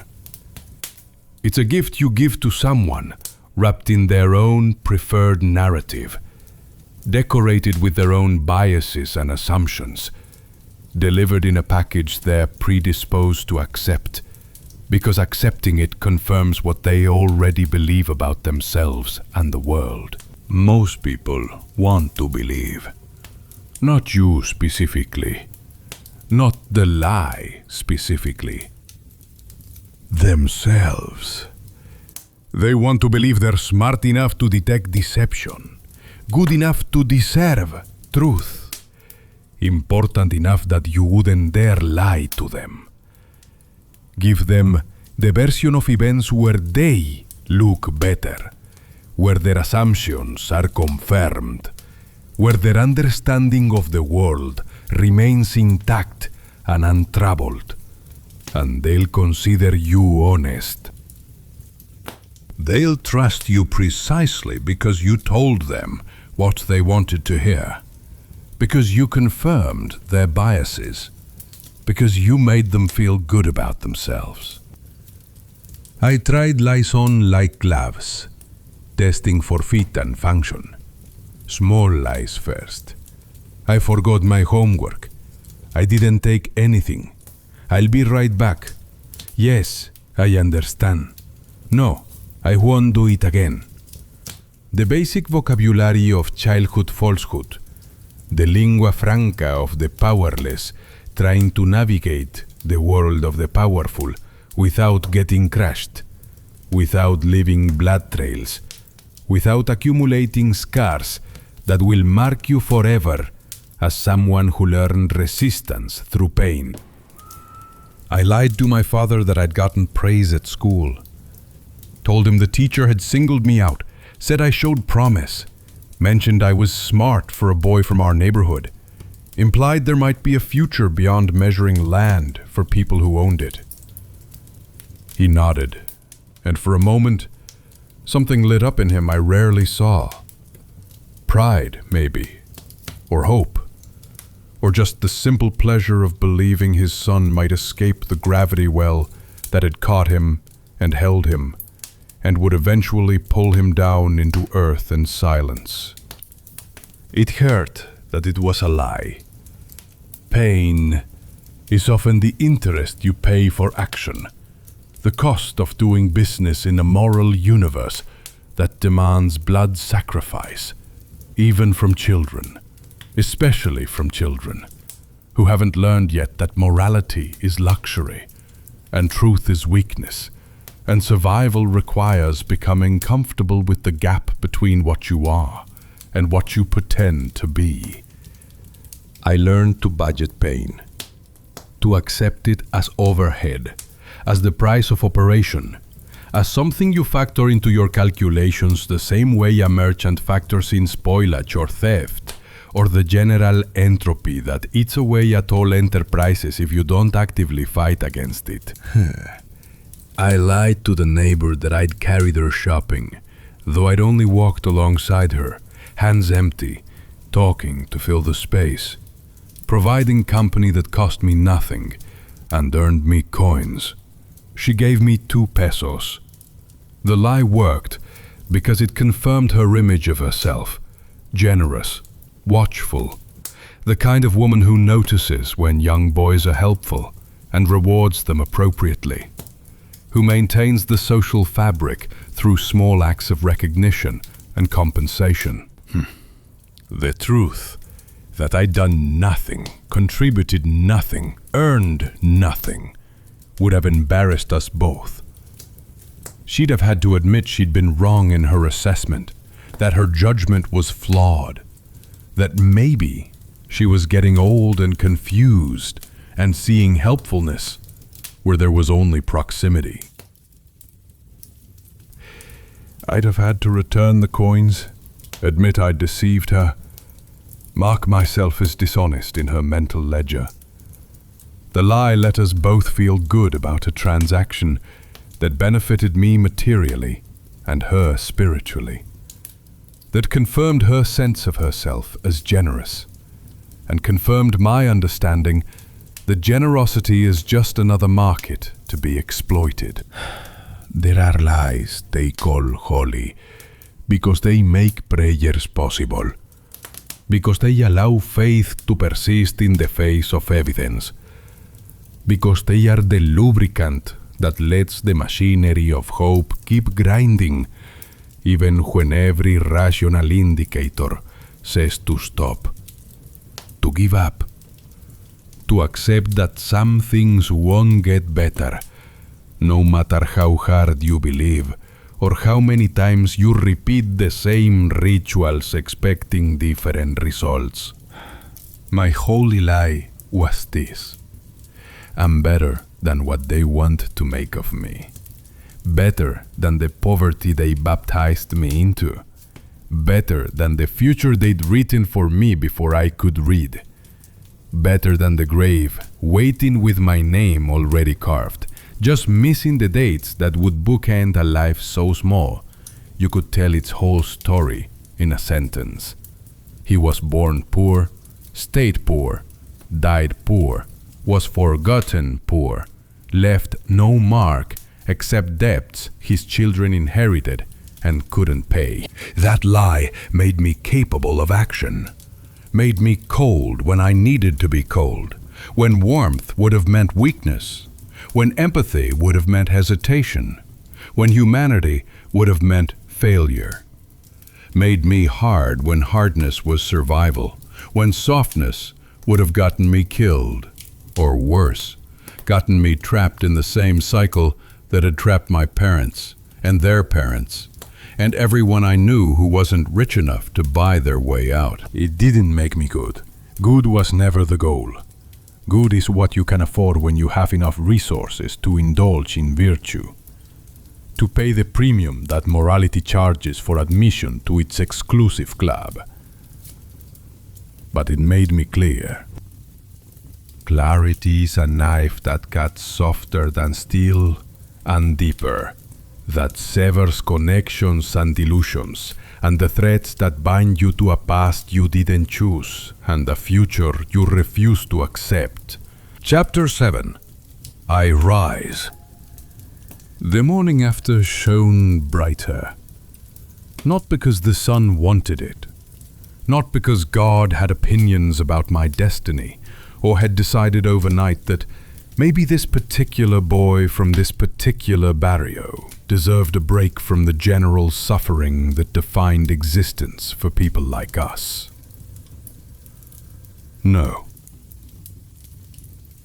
The morning shone brighter because I no longer laid the same eye on the world. Something had shifted in the night, in the rain, in the oath I'd sworn to nobody but myself. The kind of oath that matters more than anything sworn in churches, because it's binding in ways divine promises never are. The kind of shift that's invisible from outside, but changes every internal calculation, every assessment of possibility, every measurement of what's permitted and what's possible, every equation that determines whether you accept the world as given or decide to remake it closer to your specifications. I stood before the mirror of tin scraps we kept nailed to the wall, looking at a reflection that was more suggestion than image. Distorted and wavering, but recognizable, if you knew what you were looking at. I saw no boy made of earth and obligation, and the expectations others had placed on me like weights designed to keep me down. I saw a claim. I saw an assertion that would become a path, if only enough steps walked over it. My steps, heavy with intention, marking the ground in ways that wouldn't wash away with the next rain, or fade with the next season, or disappear when the last person who knew my name died, and took their memories with them into whatever darkness waits beyond life. I put on the shoes that were silent, and I suddenly liked their silence the way you like a weapon nobody knows you're carrying. Appreciated it, understood it as a strategy rather than poverty. Silent shoes don't announce your presence before you've decided you want to be noticed.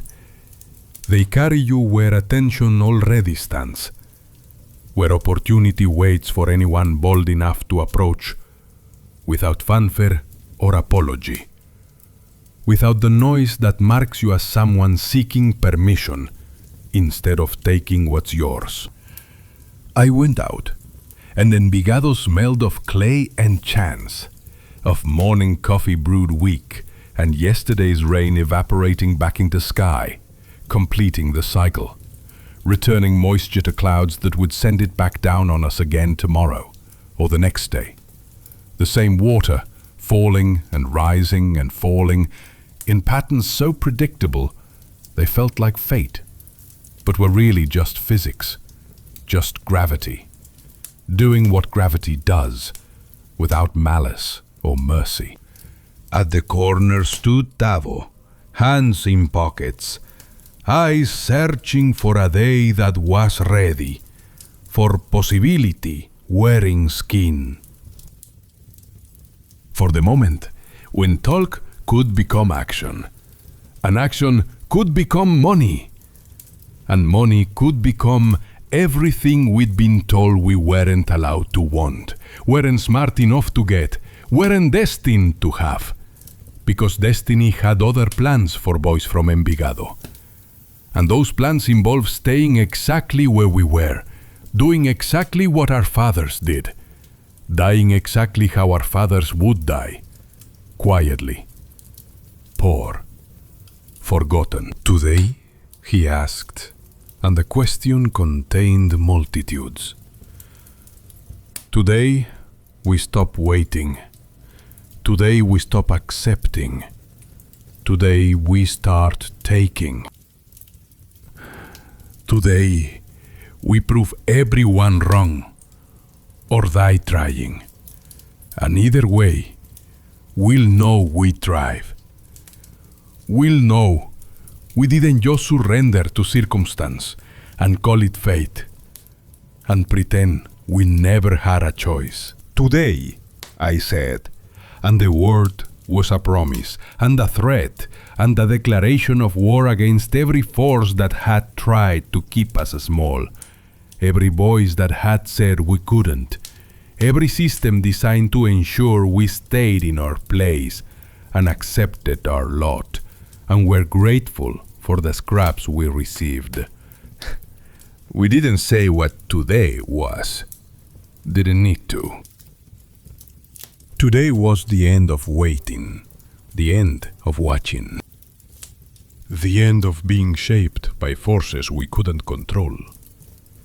We started walking, past close lines where shirts hung like white flags of a surrender we refused to sign, past faces that pretended not to know us, because knowing us would require acknowledging we existed and had plans, and might succeed in ways that would make them examine their own failures, their own surrenders, their own decisions to stop fighting before the fight even started. I felt no anger, no fear, only this click in me that I now knew as the world's consent, as that sound of tumblers falling, locks opening, opportunities revealing themselves to anyone paying close enough attention, anyone willing to act while others hesitated, anyone brave or crazy or desperate enough to step through doors that were opening anyway and claim whatever lay beyond,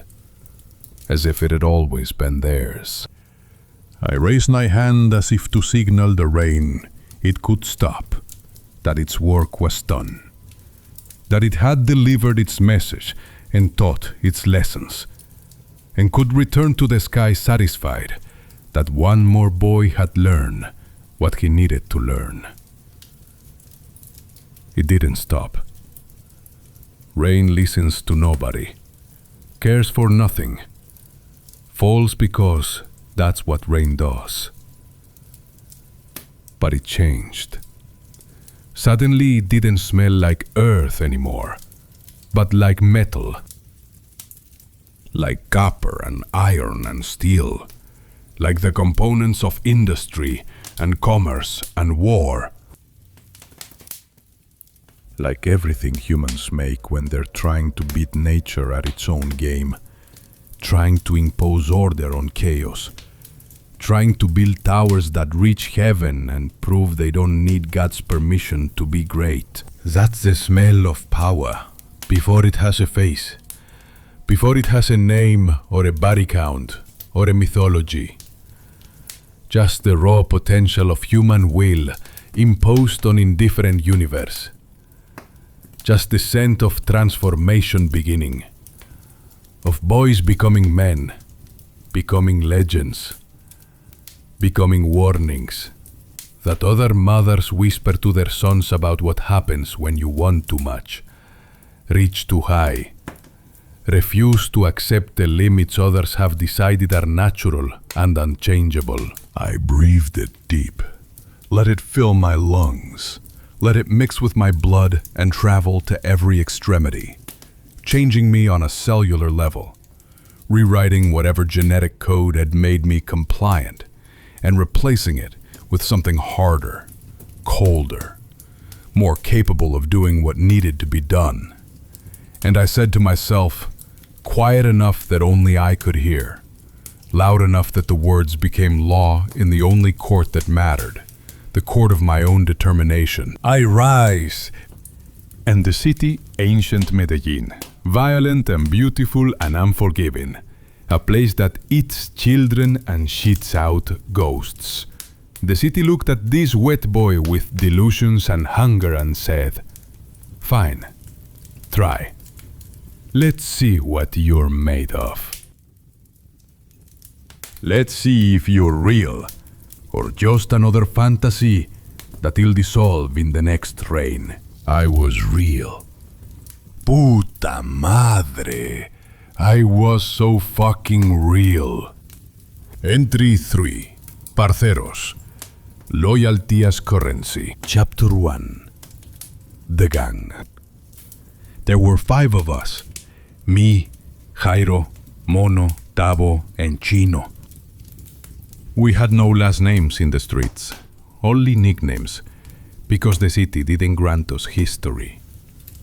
Names, real names. The ones your parents give you, hoping they'll mean something, hoping they'll carry weight when spoken in rooms that matter, are luxury when you live at the edge of the map. When your existence is so tenuous that putting it in writing feels like tempting whatever fate hasn't already crushed you. Like leaving evidence for authorities you haven't met yet, but will. Nicknames are fluid, disposable, interchangeable.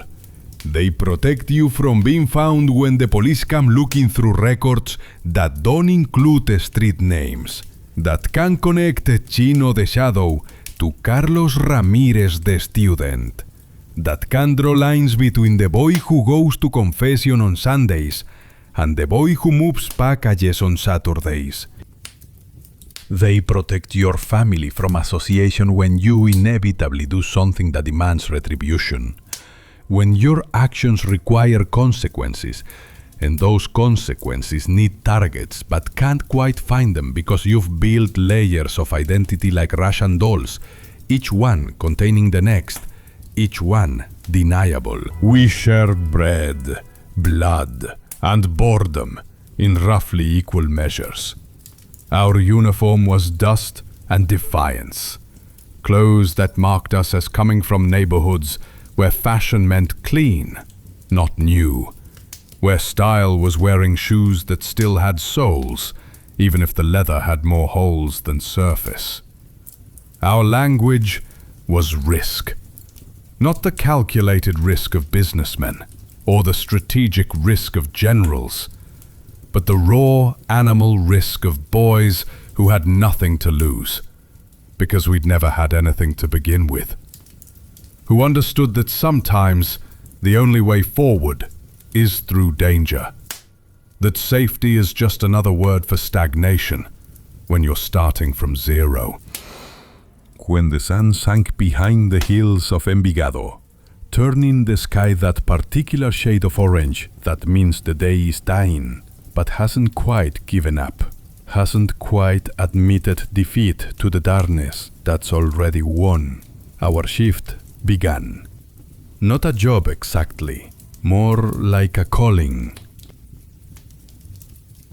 A hunger that drove us into the places where men drank beer they couldn't afford, hoping alcohol would make their lives feel different, even though they'd wake up tomorrow in the same poverty, wearing the same skin, where women whispered about futures that would never arrive, about husbands who would stop drinking, about children who would escape the barrio and send money home, about lottery tickets and prayers and all the other forms of magical thinking that make poverty bearable. And children, always children, sold their innocence in transactions nobody admitted were happening, even as they happened. Selling information and labor, and sometimes their bodies, learning early that everything has a price, and you're worth exactly what someone will pay and nothing more. That your value is determined by market forces, not divine right. That God may love you, but he doesn't pay rent. Jairo was the loudest. The one with the big laugh that swallowed every no, turned every objection into joke, every serious moment into permission to continue being reckless. The kind of loud that made him impossible to forget, which was both asset and liability, because being memorable means being identifiable, means leaving witnesses, means creating evidence that can be assembled into a case against you when the authorities finally decide you matter enough to prosecute. The kind of loud that made him the first one people remembered, and eventually the first one to die. Though we didn't know that yet, though in that moment we thought his laughter was invincibility instead of what it actually was. A countdown timer we couldn't hear, over the noise he made trying to drown out his own fear. Mono was quiet, but quick with his hands, a clockwork mechanism that never needed winding, always moving, always calculating angles and trajectories, and the minimum force required to achieve maximum result. He could disassemble a radio in under a minute, strip a car of sellable parts in 5, pick a lock with whatever materials were available, improvise solutions to problems the rest of us hadn't noticed were problems yet. Valuable. Useful. The kind of person you keep close because his skills are rare and his loyalty seems cheaper than it actually is. Tabo was the head, the mathematician of our little rebellion, the one who could smell numbers before they were printed, who understood instinctively that money was just information, and information could be bought or stolen or extracted from careless lips after too much aguardiente. He saw patterns where others saw chaos, opportunities where others saw obstacles, profit where others saw problems. He would go far, I knew even then. Either very far or very dead. Because people who see too clearly either rise or get eliminated by those who profit from general blindness. And Chino was simply there, like a shadow that never got in the way, never demanded attention, never asked for more than his share, but never took less either. Constant as gravity. Ominous, intense, reliable as rain. The kind of presence you stop noticing until it's gone. And then you realize how much weight it was carrying, how many things it was holding together just by existing in the right place at the right time, without requiring acknowledgement or reward. I was what they call el flaco con fuego en la mirada, the skinny one with fire in his eyes. They said I looked too directly, like I was measuring people for caskets or thrones and hadn't decided which yet. Like I could see through skin to the skeleton beneath and was calculating exactly how much force it would take to break each bone. I said they looked too little, accepted too much, believed too easily in the way the world presented itself, instead of reading between the lines for the truth hiding in margins and footnotes, in the spaces between what was said and what was meant. We didn't steal from hunger. Our mothers fed us, barely, enough to keep breath in bodies and souls tethered to flesh. We stole to feel the world react. To confirm we existed. To prove that actions had consequences, and consequences meant mattering, even if the mattering came in the form of curses and chases, and eventually police reports that nobody would file because we were too small to bother with officially. Too insignificant to justify the paperwork required to make our crimes matter in any institutional sense. A radio here, light enough to carry, valuable enough to sell. A pair of tires there, rolled away in darkness and traded for cash that disappeared before morning like evidence of a dream. A crate of cigarettes from the port, where security was lazy and predictable, where guards could be avoided or bribed, depending on the night and their mood, and how recently they'd been paid, and whether they had vices of their own that required funding. Nothing big. Just enough so the evening tasted like meaning, like purpose. Like we were building towards something, even if we couldn't name what that something was, couldn't articulate the future we were constructing, one theft at a time, one risk at a time, one successful evasion of consequences at a time. When one got caught, we stuck together. No word, no tears, no testimony. Our rule was simple and absolute. If one falls, all fall. Not from nobility, hijueputa. We weren't noble, weren't heroes, weren't even particularly good people. From calculation. From cold understanding that loyalty, real loyalty, the kind that holds when pressure applies, when authorities are asking questions and offering deals, when betrayal would be easier and safer and more profitable, is the rarest commodity in the world. It can't be bought, not really, only built, brick by brick, crisis by crisis, test by test, passed without breaking, without flinching, without accepting the easy out that would save you but destroy everyone else. We were building it. Blood brotherhood sealed not with ceremony, but with shared consequence. With nights spent in cells waiting for uncles to bring chickens, or mothers to bring tears, or fathers to bring silence and disappointment, and eventually money enough to make problems disappear. We were building something that would either save us or destroy us. And we couldn't tell which yet. And maybe it didn't matter, because building it was better than not building anything at all, than accepting that we were nothing and would always be nothing, and should be grateful for the privilege of our own insignificance. Blood tax. One afternoon, the sky so white it hurt to look up, like God had hung a sheet over heaven and forgotten to take it down, or didn't care enough to provide shade for those of us who needed it most. The police came.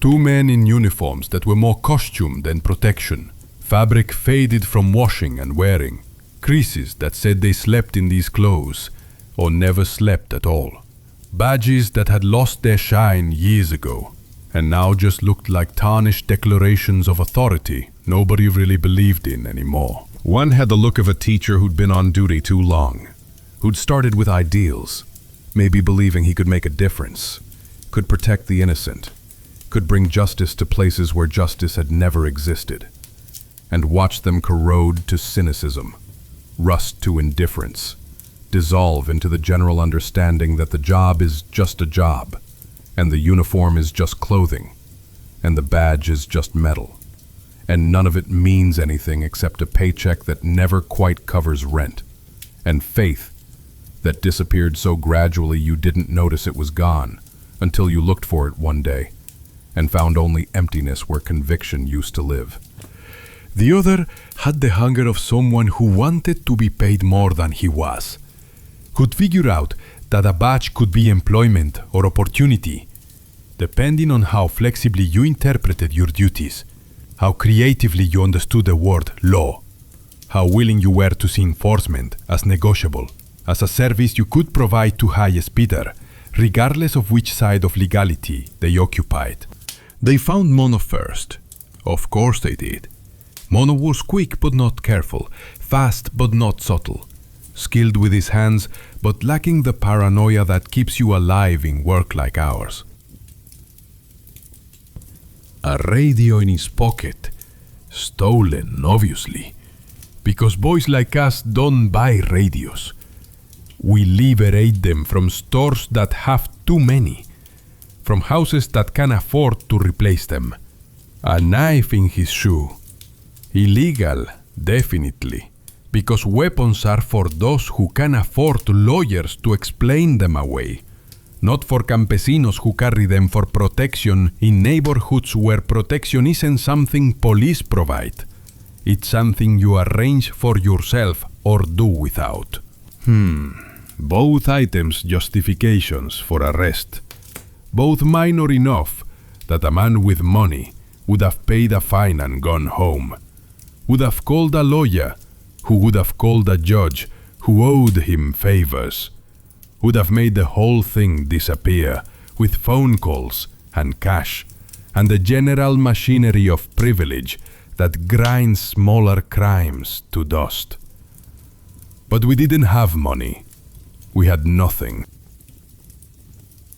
Which meant we were guilty of everything, always, in perpetuity.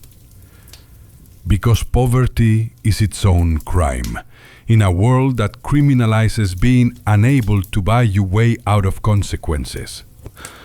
They took him, shoving him into the car with more force than necessary, establishing dominance, showing the neighborhood that they could, that they had power here, even if everywhere else they were just two aging men in faded uniforms, driving a car that barely ran. We watched from the corner as they loaded him in, and I felt my heart in my throat. Not from fear exactly. Ominous intense, from clarity, from understanding that this was a moment of decision, that I could run and save myself, and I wanted to run. Every instinct screaming at me to move, to disappear into the maze of alleys and courtyards and rooftops where I could vanish like smoke, or stay and lose something I couldn't afford to lose. I could have run, should have run. Running was smart. Running was survival. Running was what every rational calculation said to do. But I stayed. Planted my feet. Made myself visible. Made a choice that would define everything that came after. I walked to the car before they could leave. And in that walk, I felt something crystallize. Some part of me hardening into the shape it would hold for the rest of my life. Some internal substance setting like concrete, becoming permanent, becoming the foundation everything else would be built on. What does it cost?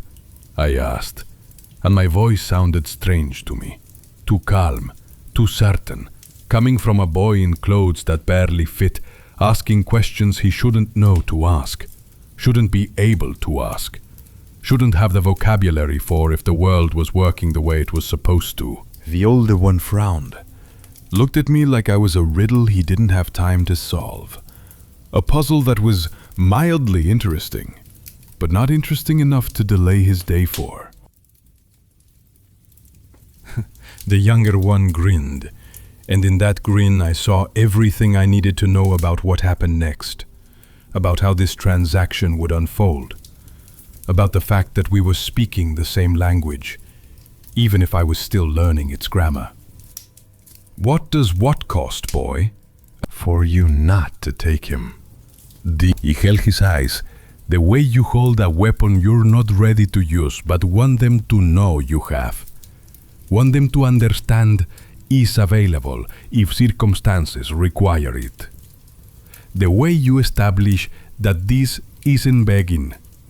Begging is what you do when you have no leverage and no options. This was negotiation. We are talking business, not mercy. We're discussing price, not pleading for compassion. He laughed. Actually laughed. Like I told a joke he found genuinely funny. Like the idea of a skinny boy from Envigado thinking he could buy his friend's freedom was comedy gold. You got nothing.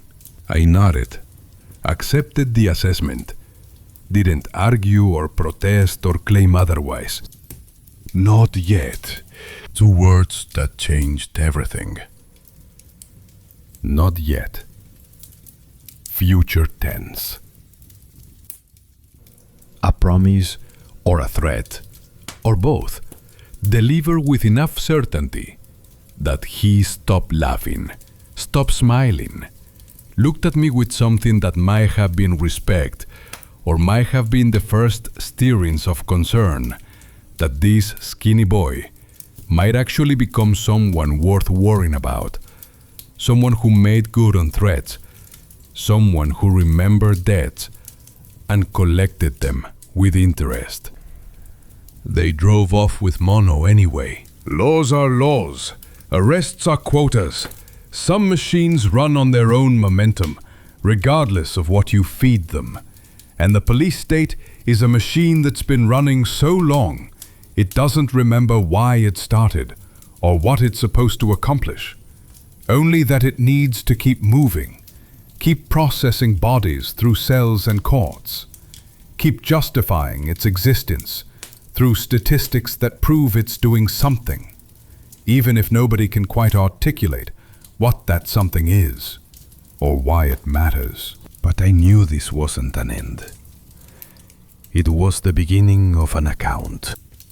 A ledger opened, names written in ink that wouldn't fade, that would last until paid or collected or balanced through whatever means necessary. Debt can be settled if you know to whom you owe and what currency they accept. I swore to myself, standing there in that white afternoon with dust settling where the car had been, with my parceros watching to see what I'd do next, how I'd react to this first real test of whether my words meant anything or were just noise like everyone else's. I swore that I'd never ask again. Asking was weakness. Asking was admission that someone else had what you needed, and you had to petition them for it like a gonorrhea beggar. Only pay, with money when I had it, with favors when money wasn't enough, with fear when favors had been exhausted. With blood, when fear no longer controlled, and when blood was the only currency left that the other party still valued. Whatever it took to make sure that not yet became now. That promise became reality. That the future I could see forming arrived on a schedule and brought with it everything I'd sworn it would bring. Knife light. Mono came back after 2 days, beaten but not broken, which is important to understand. The distinction matters more than you'd think.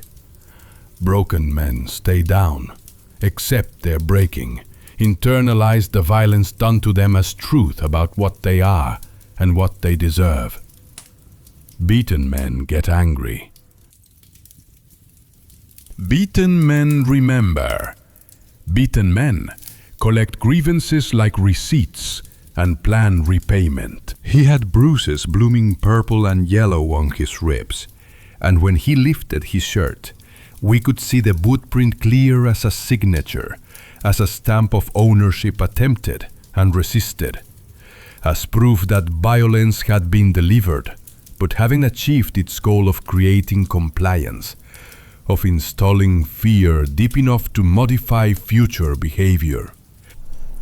We sat on the steps behind the school, in shade that smelled of piss and promises nobody kept, of children who'd used this space for things we didn't discuss, of nights when the darkness meant safety from authorities, if not from each other. His lips were split and swollen, crusted with blood that had dried in patterns that looked almost decorative. His left eye was nearly shut, the skin around it tight and shiny, the color of overripe fruit. But his gaze was different, not frightened, but awake, alert. Like he'd learned something sleeping, or not sleeping, locked in a cell with other men whose crimes ranged from actual evil to the simple crime of being born poor in a place that criminalized poverty, that the rest of us were still trying to figure out conscious. They wanted to know who you are, He said, words coming out thick, tongue testing the damage to his mouth with each syllable, learning the new geography of split tissue and loose teeth. I said, nobody. I nodded. Nobody is the safest name in the world. The identity that protects because it can't be pursued, can't be prosecuted, can't be punished. We're all nobody until we're somebody, and the trick is controlling the transition, deciding when to step from shadow into light, when to reveal yourself, and when to remain hidden. When being seen matters more than being safe. Did they believe you? Look. He shrugged, and the gesture made him wince, made him touch his ribs where the boot had landed. They hit me like they believed me, but their eyes said different. Said they knew I was lying but couldn't prove it. Said they'd remember my face next time they needed someone to blame for something.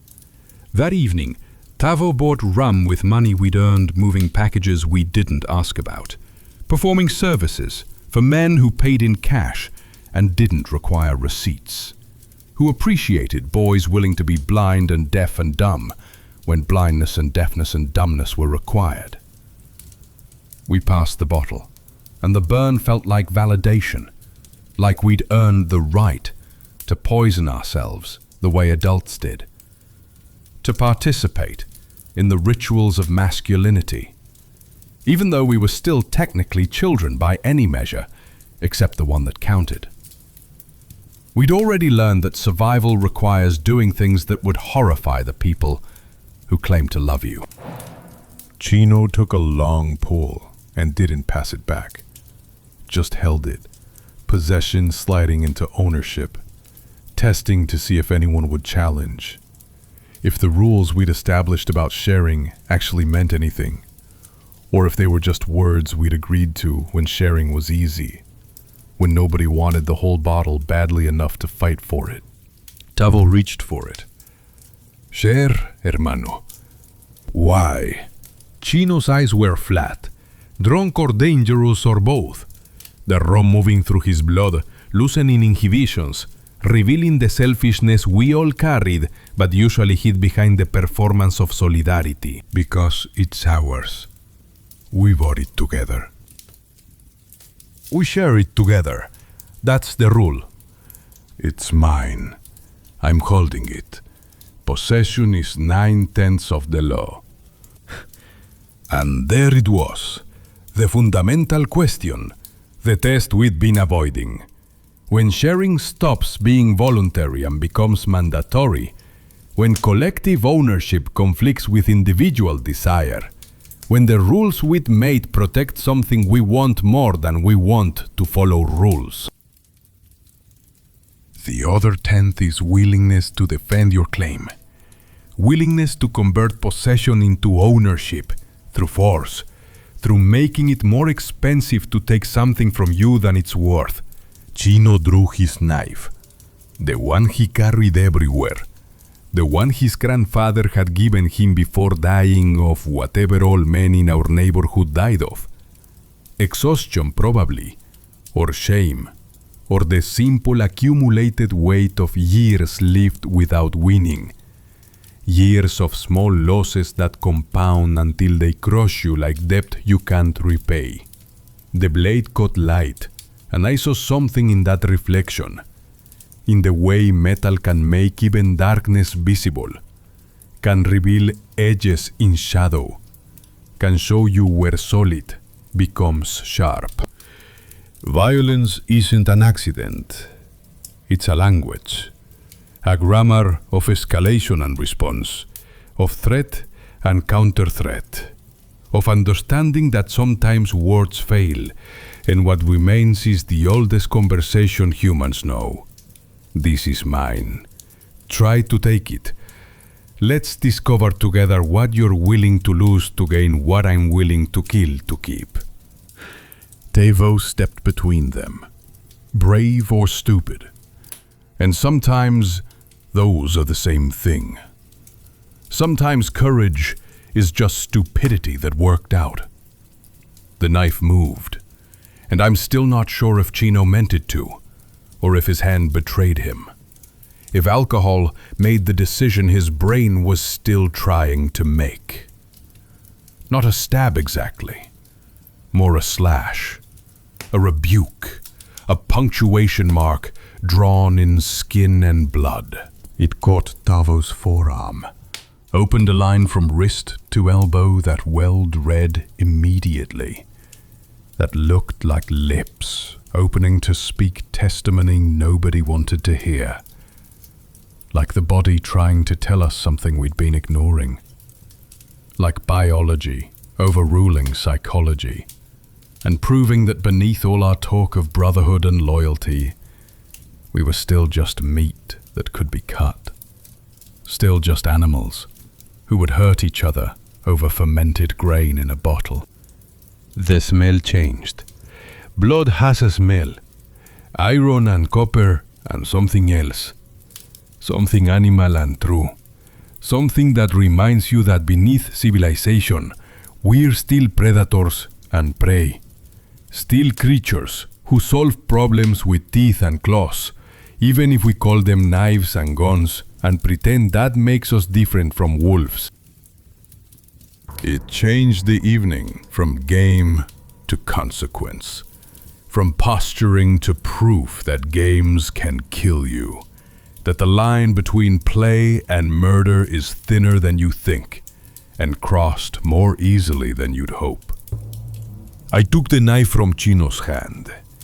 He let me, which told me he was scared now, realizing what he'd done, understanding that crossing from threat to action meant crossing into territory none of us had fully mapped, that there's a difference between talking about violence and committing it, between imagining blood and seeing it, between the idea of hurting someone and watching them bleed because of something you did. I wiped the blood on my pants. My only pants. The ones I'd wear tomorrow and the day after. That would carry Tavo's blood in their fibers as reminder and warning. And said, voice calm as I could make it, calculated to sound adult and final and not open for discussion. Next time you decide who dies, before you draw. He nodded. Pale beneath the brown of his skin, eyes wide, sobering up in real time as fear burned away the alcohol like sunlight burning fog.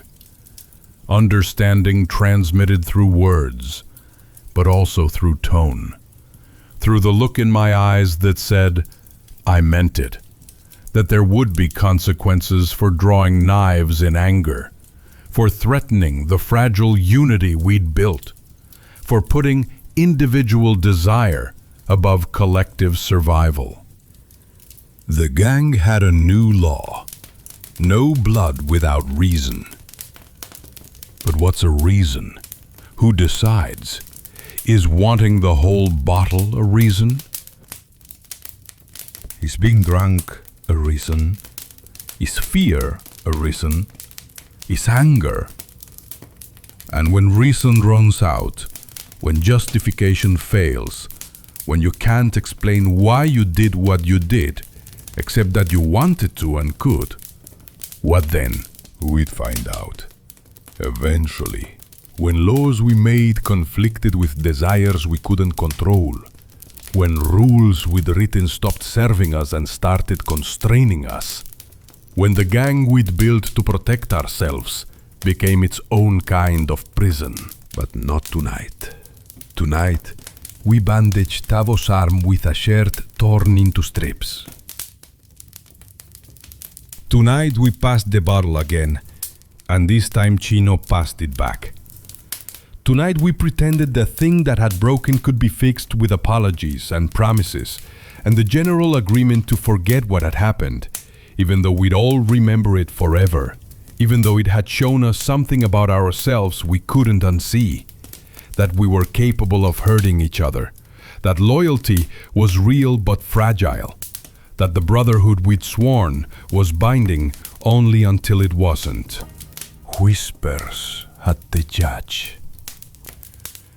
2 weeks later came an order. Not from the police this time. They were too low in the chain, too close to the street, too contaminated by daily contact with people like us to make decisions that mattered.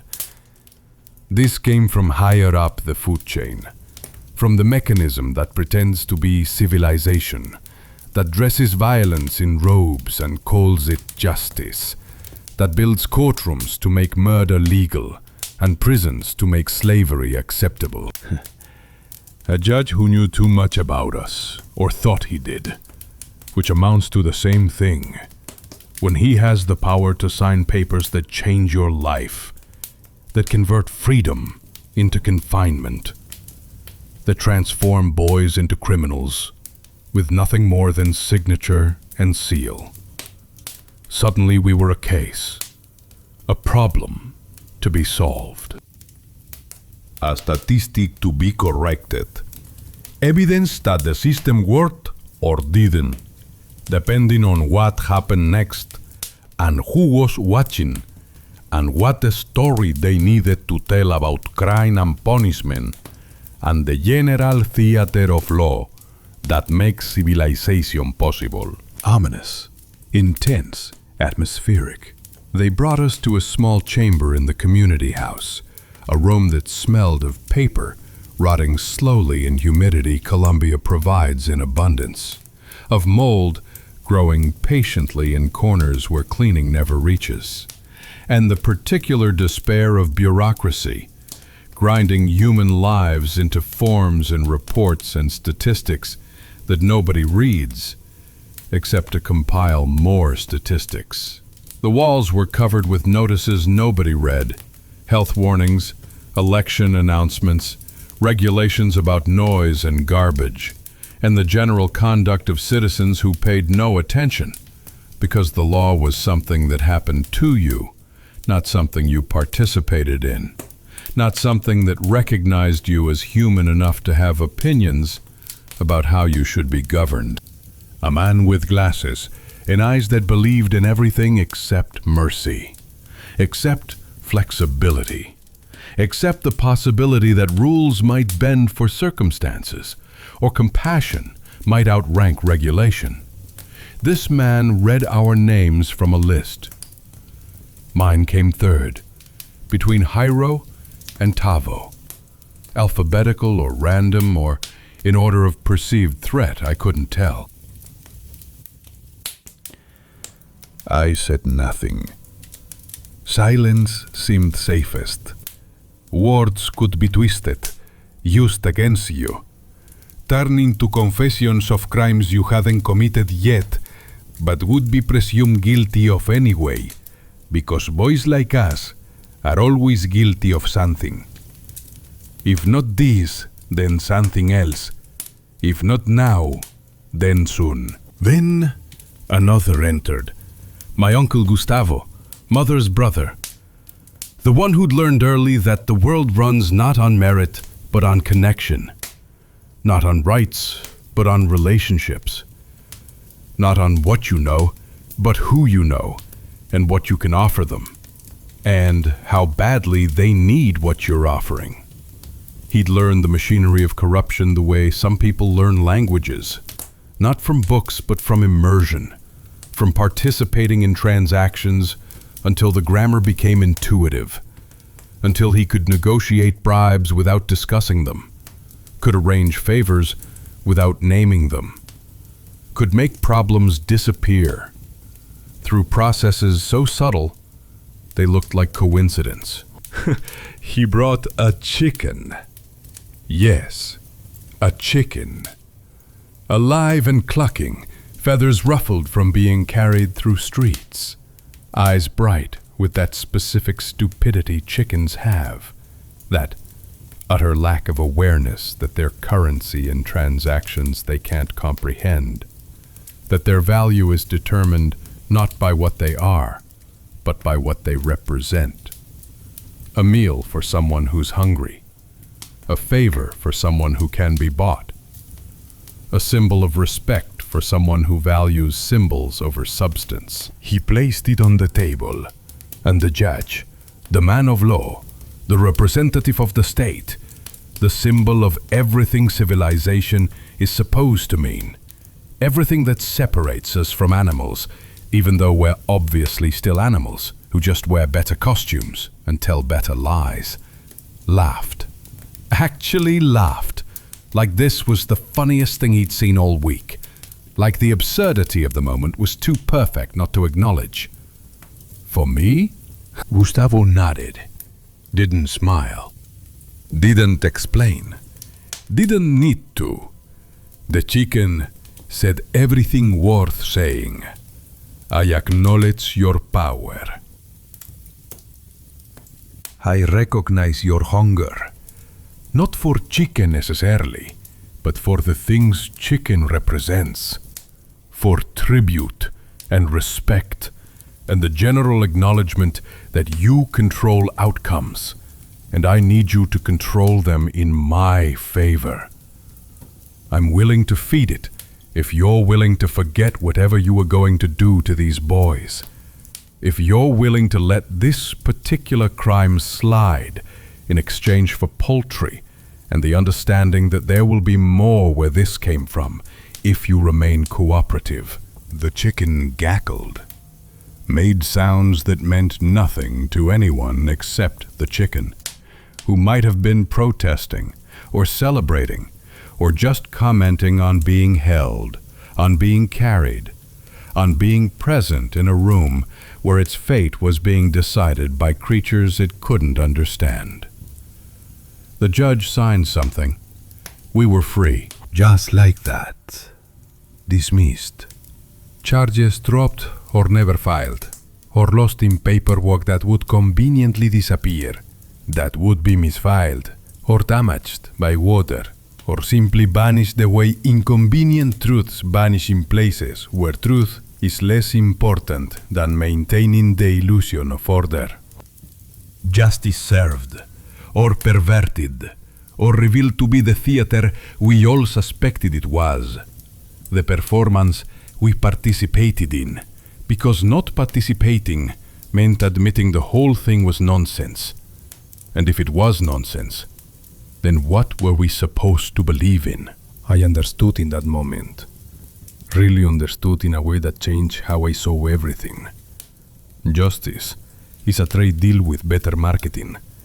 It's commerce dressed in fancy words, transactions disguised as ethics, power exchanges pretending to be principle. The robes are costume. The gavel is prop. The whole courtroom is just a stage where we perform the ritual of civilization, where we pretend that might doesn't make right, even though might has always made right and always will, where we dress up violence in language that makes it seem noble or at least necessary. Behind it all is the same mechanism that governs everything else. You give me what I want, I give you what you want. We both pretend this is about something nobler than appetite, something higher than mutual exploitation. We shake hands, we smile. We tell stories about justice and law and how the system works. And then we go home, and the chicken gets eaten, and the boys go free, and the judge marks in his ledger that crime was punished or prevented. And everyone is satisfied, except possibly the chicken. But chickens don't count, because they don't vote. I watched the judge take the chicken, cradling it like it was precious, like it mattered more than the lives of 5 boys he'd been ready to condemn, or correct, or warehouse until we aged out of being his problem, until we became someone else's responsibility, or died, or simply faded into the background noise of poverty that nobody listens to anymore, because there's too much of it, and it never stops. And if you listened, you'd go crazy from the volume. Gustavo laid his hand on my shoulder as we left, his grip firm enough to guide, but not hard enough to hurt. The grip of someone who knows how to touch boys who might become men, or might become corpses depending on decisions they haven't made yet. "Pablo," he said, voice low enough only I could hear, pitched beneath the shuffle of feet and the closing of doors, and the general sounds of a system processing humans like a factory processes raw materials into finished goods. The world isn't bad. It just isn't cheap. I nodded, accepted the lesson, enrolled myself in its study with the seriousness of a student who understands the material will be tested and failure means death. I was 14, and I'd just passed my first exam in the course of corruption. Learned that everything can be bought, everyone has a price, and the only question worth asking is whether you can afford it, and whether they're willing to sell, and how to structure the transaction so both parties walk away feeling like they won, even though one of them definitely didn't. Chapter 5. The Ville. We started working for the men who bribed customs. Started small. We were still children, technically. Barely, though growing out of it fast, bodies stretching toward manhood, even as minds were already there, already calculating, already corrupt with knowledge of how things actually worked, beneath the story they told you in school, about honor and hard work and virtue being rewarded. Small transports first. Crates we weren't supposed to look in. Packages we weren't supposed to discuss. Deliveries we weren't supposed to remember once they were completed. Cigarettes at first, or so they told us, though whether it was true or just what they told children who didn't need to know more, didn't really matter, because knowledge is risk, and risk is cost, and they were paying us to not know, not to ask, not to become liabilities who could testify if things went wrong. Then, things that looked like medicine but weren't. Powder in plastic bags, white and pure and dangerous, in ways we understood without being told, in ways that made the men who hired us speak more quietly, and pay more generously, and look at us differently, assessing whether we were trustworthy or just temporarily loyal, whether we'd stay bought or need to be bought again next week, or eventually need to be eliminated, because we knew too much, and knowing too much is a death sentence when you're poor. We didn't ask questions. Silence was the entry ticket to the world of adults. The price you paid to be taken seriously, to be trusted with real work instead of errands, to be considered useful instead of decorative. The price of admission to rooms where money was discussed in amounts that made our mother's annual income look like pocket change, where men smoked cigars that cost more than our shoes and made decisions about lives they'd never meet based on profit margins they'd calculated without considering the human cost. Because human cost doesn't appear in ledgers unless humans have enough money to make their cost visible. Once, waiting at the port while rain drummed on corrugated tin and the harbor smelled of diesel and dead fish and the general corruption of a place where everything is for sale, including the safety of the ships and the loyalty of the guards, and the future of the country being loaded into containers bound for places that would never send anything back except money, I saw an old man with a parrot on his shoulder, ominous, intense observational, bright green bird with eyes too intelligent for something that couldn't speak except in mimicry, that could only repeat what it heard without understanding meaning. Like most people, when they talk about morality or justice, or any of the other concepts we inherit from our parents, who inherited them from their parents, in an unbroken chain of inherited lies that nobody questions, because questioning would mean admitting we don't know what we're doing, and we are all just making it up as we go along. The bird looked at me, really looked, the way animals sometimes do when they see something in you that you haven't acknowledged yet. When they recognize predator or prey, or just something dangerous that doesn't quite fit the categories they've learned. And said, clear as prophecy, clear as warning, the boy with the eyes will die. Thus, the old man laughed, embarrassed, apologetic, in the way you are when your property does something you can't control. When your animal speaks truth, you'd rather keep hidden. Don't mind him, he just repeats things. Ominous, intense, picks up whatever he hears, doesn't mean anything. But I didn't laugh. I'd learned to listen to coincidences, to accidents, to the moments when the universe speaks through mouths that don't know they're being used. When truth arrives wearing a costume of randomness to fool the people who think truth only comes in official packaging. Everything means something if you're paying attention. Nothing is just noise if you know how to listen.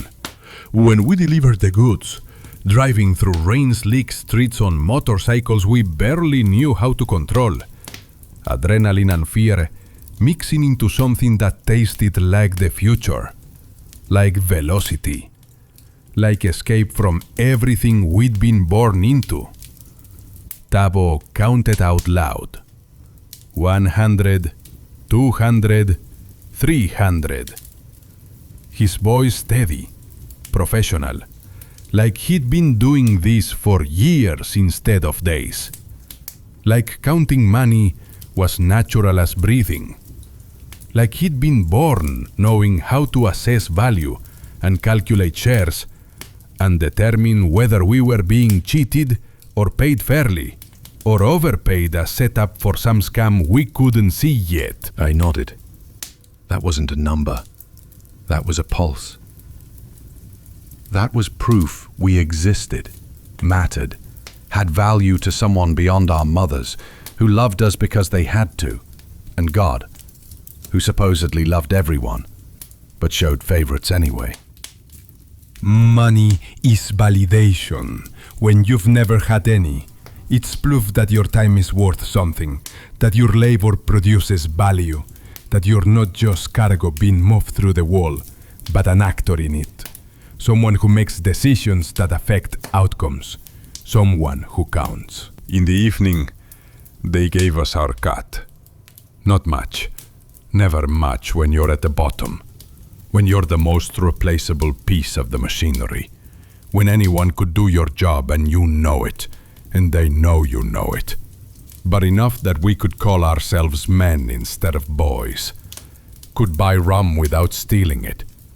Could walk into stores that had ignored us yesterday and be acknowledged today because we had bills in our pockets instead of coins. Because we'd crossed some invisible line between worthless and worth something, even if only barely. I felt the bills in my pocket grow, not in quantity but in meaning. Money wasn't a reward, it was a mirror. And when I looked into it, I saw someone I could start to like. Someone with options. Someone who didn't have to accept what the world offered but could go out and take what he wanted. Someone who could say no to things that didn't serve him and yes to things that did. Who could choose instead of just endure. Who could act instead of just react. Chapter 6. No return. One night, the police came again. Third time, fourth time. I lost count because they all blurred together eventually. Became part of the weather. Part of the general atmosphere of threat that hung over neighborhoods like ours. That reminder that authority could arrive any time and demand explanations for existence itself. That being poor was suspicious, and being young and poor was basically criminal. And you needed to prove your innocence constantly, even though innocence wasn't something you could prove, only something that could be disproven. This time, they were looking specifically for me. Not the gang, not los parceros. Me. Someone had talked. Someone had given them a name. Someone had decided that saving themselves was worth burning me, that their freedom was worth my imprisonment, that the deal offered by the police, your testimony for your liberty, was too good to refuse, even though refusing would have meant keeping faith with brothers who'd kept faith with you. Mono had talked. Not from betrayal exactly.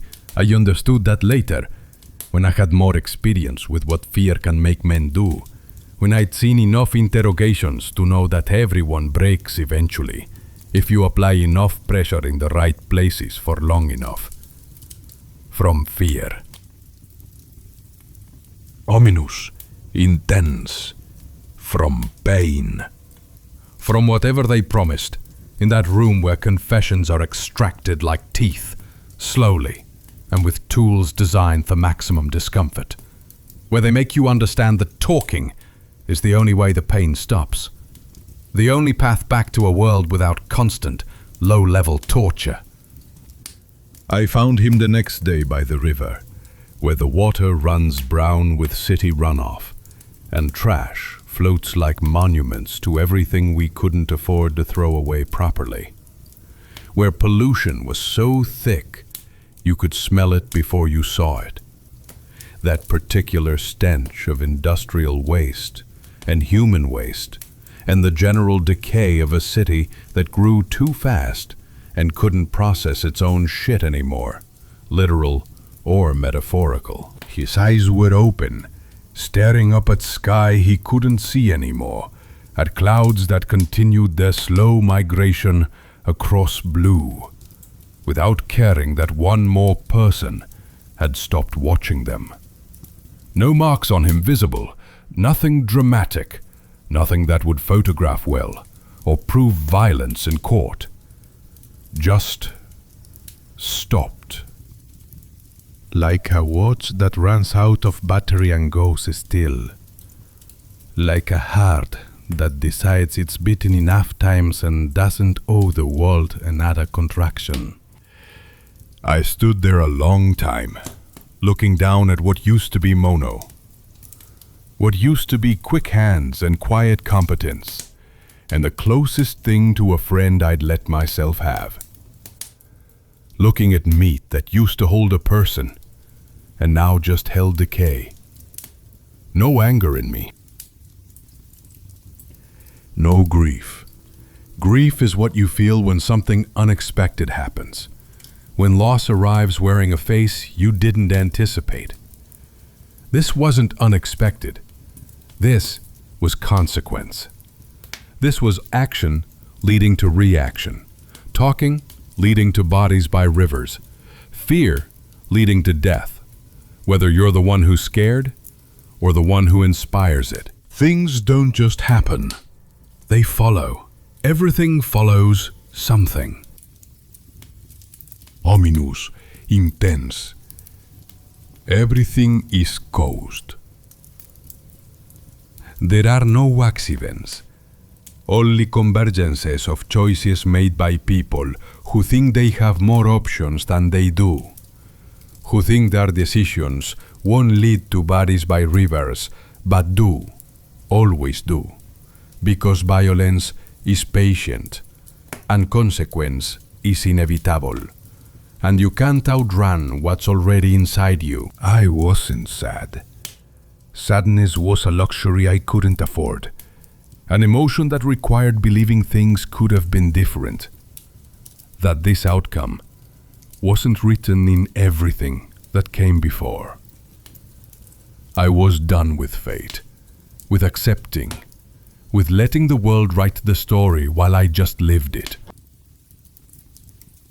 I was moving from passenger to driver, from character to author, from someone things happened to someone who made things happen. I bribed the guard who watched the river, an old man whose job was to make sure people didn't dump trash in water that was already 90% trash, whose entire purpose was performative, was pretending that someone cared about the river, even though the river was dead, and everyone knew it, and treating it like it mattered was just another lie we told to feel civilized. A few pesos, maybe 10, and I could carry Mono away from where he'd fallen, or being placed, could give him something approximating burial, even though burial is just another performance, another ritual we invented to pretend death isn't random and bodies aren't just meat that stops working. Was he your friend? The guard asked, and I could see him wondering if he should care, if there was more money in caring or in forgetting, calculating which response would profit him most, and settling on concern as more profitable, because concern creates debt, and debt creates ongoing relationship, and ongoing relationship creates more opportunities for small bribes. He was my beginning, I said. True enough. Mono taught me that silence has a price, and sometimes you can't afford to pay it. That loyalty is real, but fragile.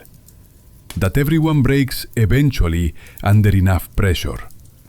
That the difference between betrayal and survival is just how much pain you can endure before you decide other people's secrets aren't worth your suffering. I pushed his body into the water. It went quietly, without protest, accepting the current the way Mono had accepted everything in life, with resignation bordering on relief, with the understanding that fighting only prolongs things, that submission is sometimes mercy. The river took him like the city takes everything that stands still too long, everything that stops moving forward and becomes obstacle instead of opportunity, everything that fails to adapt and therefore must be absorbed or eliminated. From then on, nobody in our circle spoke of loyalty. Only price. How much it cost to keep someone silent. How much it cost to make someone talk. How much it cost to make problems disappear and stay disappeared. Loyalty wasn't dead. It was just on the market, traded like everything else, subject to inflation and scarcity, and the basic economic principle that value is determined by supply and demand. And if loyalty is scarce and demand is high, then the price goes up, until only the rich can afford it, and the rest of us make do with temporary alliances and situational trust, and the general understanding that everyone will betray everyone eventually, when the price is right. Chapter 7. Night is a contract. I sat on a roof, watched the city flicker. Power outages were common back then. Infrastructure built for a smaller city, for fewer people with lower demands, failing under the weight of growth it couldn't support. Proving that everything has limits, and exceeding limits means breakdown, means collapse, means periods of darkness when you can't see, but can definitely feel the violence that darkness makes possible. Darkness came regularly like the Lord's Prayer, predictable and unavoidable, and we'd learned to navigate by memory when light failed, had learned that darkness isn't the absence of light so much as the presence of different rules, different possibilities, different permissions for behavior that daylight prohibits. Ominous, intense knowing. I like the darkness. In darkness you see who trembles. I didn't tremble. Below, a dog barked at nothing or everything, at sounds invisible people made, or ghosts, or just the general vibration of a city that never quite sleeps, that even at its quietest hums with the accumulated energy of 1,000,000 people trying to survive in a place that seems designed to kill them. Somewhere a radio played vallenato, that accordion sound that's either beautiful or annoying, depending on your mood and your blood alcohol level, that particularly Colombian synthesis of celebration and mourning, that says, we're dancing because we're sad, and we're sad because we're dancing, and there's no escape from either feeling, so we might as well make noise. Someone cried softly, a woman probably, though men cry too when they think nobody's listening, when darkness gives them permission to admit that strength is performance, and they're tired of performing. The sound carried through thin walls and thinner air, intimate and distant at once, a reminder that everyone suffers, and nobody suffers alone, but we all pretend we do, because admitting we're not alone in our suffering would require acknowledging we're connected, and connection creates obligation, and obligation is just another cage. That was Medellin. Sounds that never quite meet, that exist beside each other without harmony, without resolution, like instruments in an orchestra that forgot how to play together, and now just make noise in proximity, creating accidental rhythms that feel meaningful but aren't, that suggest pattern in chaos when chaos is all there is. Tabo came to me, appearing out of darkness like he always did, like he was made of shadow and only borrowed substance when absolutely necessary. Mono was the last one who believed in rules, he said, and there was something in his voice I couldn't name, but recognized anyway. Regret maybe, or relief, or that particular satisfaction that comes from being proven right about something terrible, from saying, I told you so, when someone dies from not listening. I nodded. Then we make new ones. He grinned, teeth catching starlight, reflecting it back like a threat. Which ones? That there are none we can't write ourselves. That there are no rules except the ones we enforce. That everything is negotiable if you have enough leverage. That loyalty is real until it's more expensive than betrayal. That we're not bound by anything except to what serves us. He handed me a cigarette, expensive brand, stolen from somewhere, or bought with money we'd stolen from somewhere else. The whole economy of our lives, just theft at different removes, different degrees of separation between the person who had it first and us who had it now.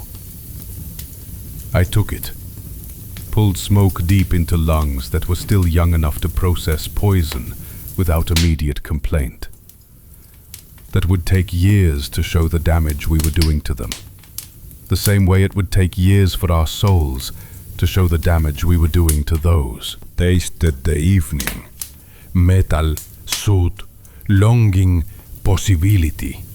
All of it mixing into something that was more than the sum of its parts. Into a flavor that said, the future is arriving, and it tastes like this. Like corruption and ambition and the death of innocence that was never really innocent to begin with.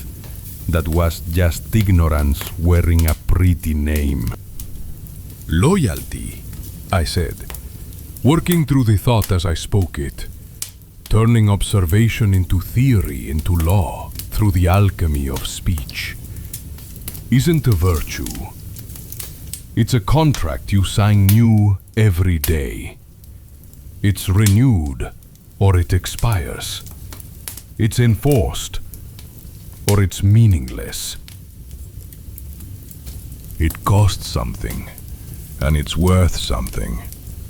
And when cost exceeds worth, you void the contract. And nobody can blame you, because contracts are business, and business is math. And math doesn't care about feelings.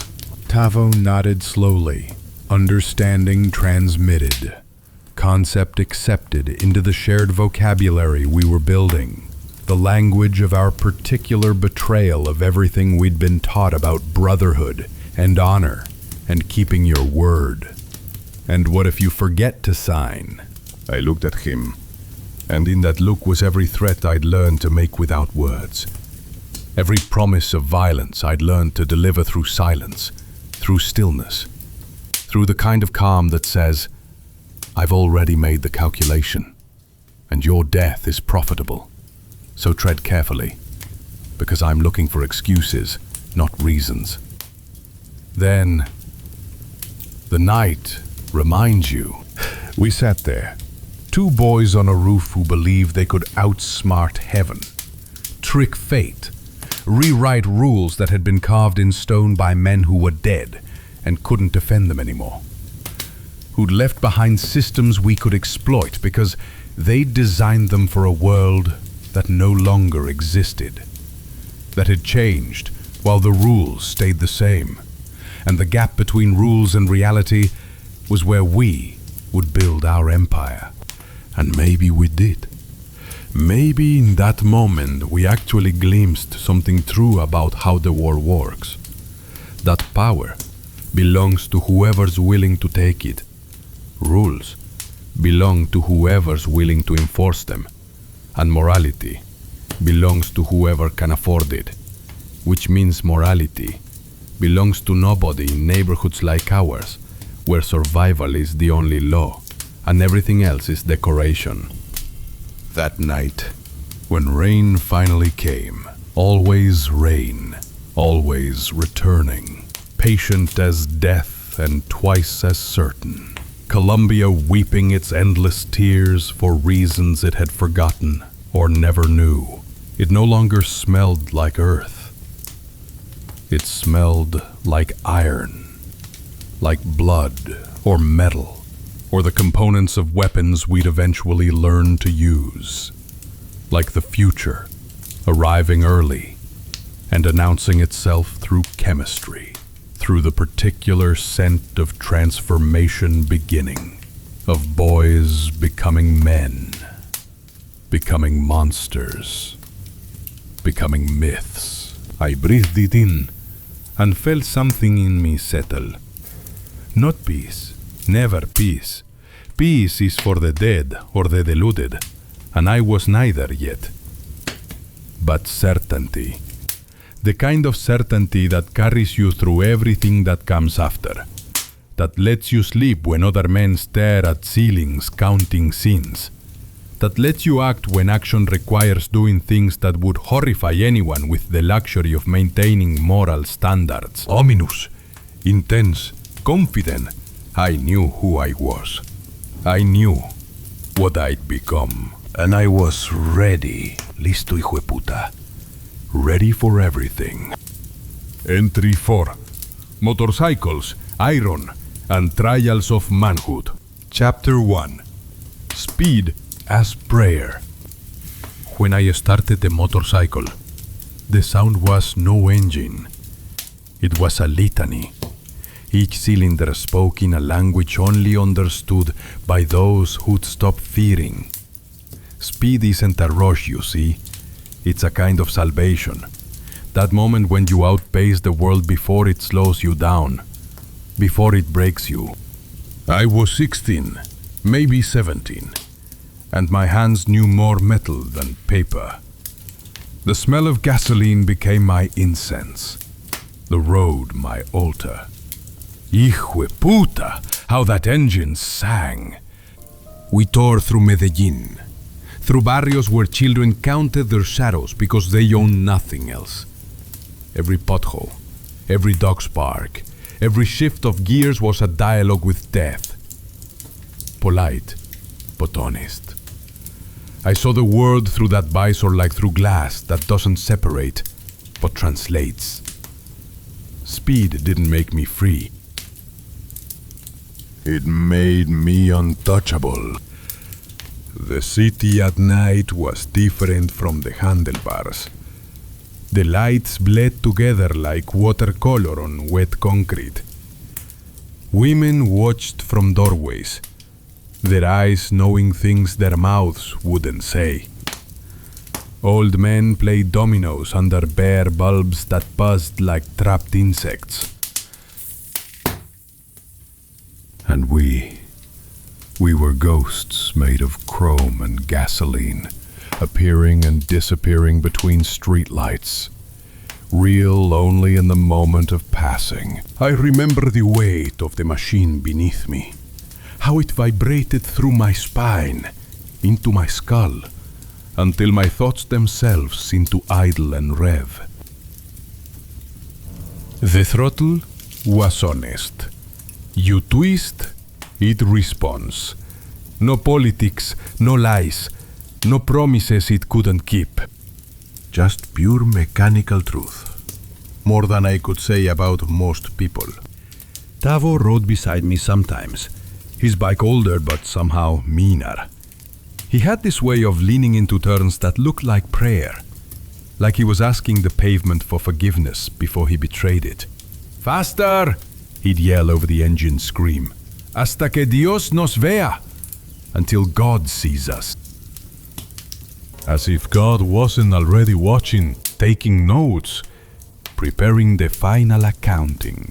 I swore to myself then, never walk where you can ride. Never wait where you can risk. Time, I was learning, was just another commodity, and I was already learning to trade. Chapter 2. The Scent of Iron. The workshop where we gathered smelled like oil, blood, and trust. All men drank coffee from cups that held more scratches than liquid. One of them, Don Federico, said to me once, "A motor is like a heart, pelao. If you know when to give it pressure, it runs forever." I laughed. "And if you give too much?" He looked at me, his eyes holding decades I hadn't lived yet. Then it races until it explodes. Y esto basta. Acá I love that smell. Iron, sweat, combustion. That wasn't dirt. That was identity. We patched wheels, souped up engines, stole parts. Whoever was fastest had power. Whoever had power decided who survived. No licenses, no rules, only the question: how much do you dare? The workshop itself was a cathedral of broken things being reborn. Motorcycle carcasses hung from chains like mechanical crucifixions. Parts littered every surface. Carburetors like mechanical hearts, pistons like prayer beads, spark plugs like offerings to whatever god governed velocity. The floor was black with decades of oil, a surface so slick it looked wet even in drought. Men spoke in low voices, but their hands were loud, wrenches clanging, hammers striking, metal screaming as it was bent to new purpose. One afternoon, Tavo brought in an old red motorcycle. No gas, no future. It sat there like a dead animal, proud once, but now just wait. I looked at it and said, "Give me 2 days." 2 nights later, it ran again, and when I climbed on, I knew it wasn't the motorcycle that was repaired. I was. Don Federico watched me work those nights. Didn't say much, just smoked and observed. On the second night, after I'd gotten the engine to turn over, after that beautiful moment when dead metal coughed itself back to life, he said, "You got mañas, boy. Tricks. But tricks ain't wisdom." I wiped my hands on my jeans, already ruined, already black. What's the difference? He flicked his cigarette. Tricks get you through today. Wisdom gets you through life. Deal. I nodded like I understood. I didn't. Not then, but I remembered. I've remembered everything. Memory isn't sentiment, it's evidence. And I was already collecting evidence, even then, for a trial I didn't know was coming. Chapter 3. Trials of Courage. Courage tests were our currency. Show fear, lose credit. One night, warm, sweet, deadly still, we stood on the bridge over the Rio Medellin. Below, the water moved lazy and black like oil, like time itself when it's in no hurry. Jairo said, "Jump, whoever wants to be patron." I looked down. Deeper than the water was the meaning. Everyone watching, everyone calculating. The river whispered things I couldn't quite hear. Promises, maybe, or warnings. The difference isn't always clear. I jumped. The impact was cold, the surfacing hot. I laughed, coughed, and they all screamed. From that moment, I was more than one of them. I was the one who jumps when others calculate. The one who acts while they think. Courage wasn't a feeling, I learned. It was arithmetic. When you risk what others won't, they owe you respect. Debts accumulate interest. And I was already a good accountant, but there were other tests too. Darker ones. Carlos once challenged me to hold my hand over a lighter flame, not for a second, for a 10 count. The skin bubbled. The smell was sweet and wrong, but I didn't pull away. I counted. When I reached 10, I pulled back and looked at the blister forming like a small, angry planet on my palm. "Now you," I said. He tried. Married to 6. The scar is still there. Faint now.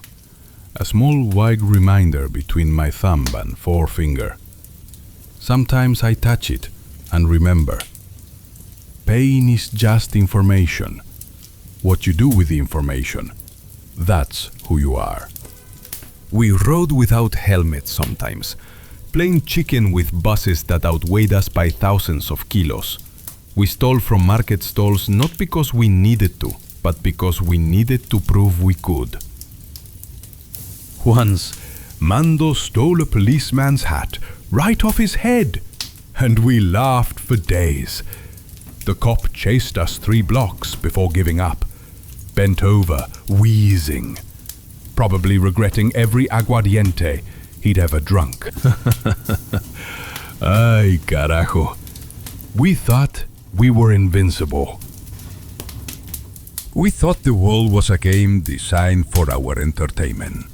We didn't know yet that the world doesn't play games. It conducts trials, and the verdict is always the same.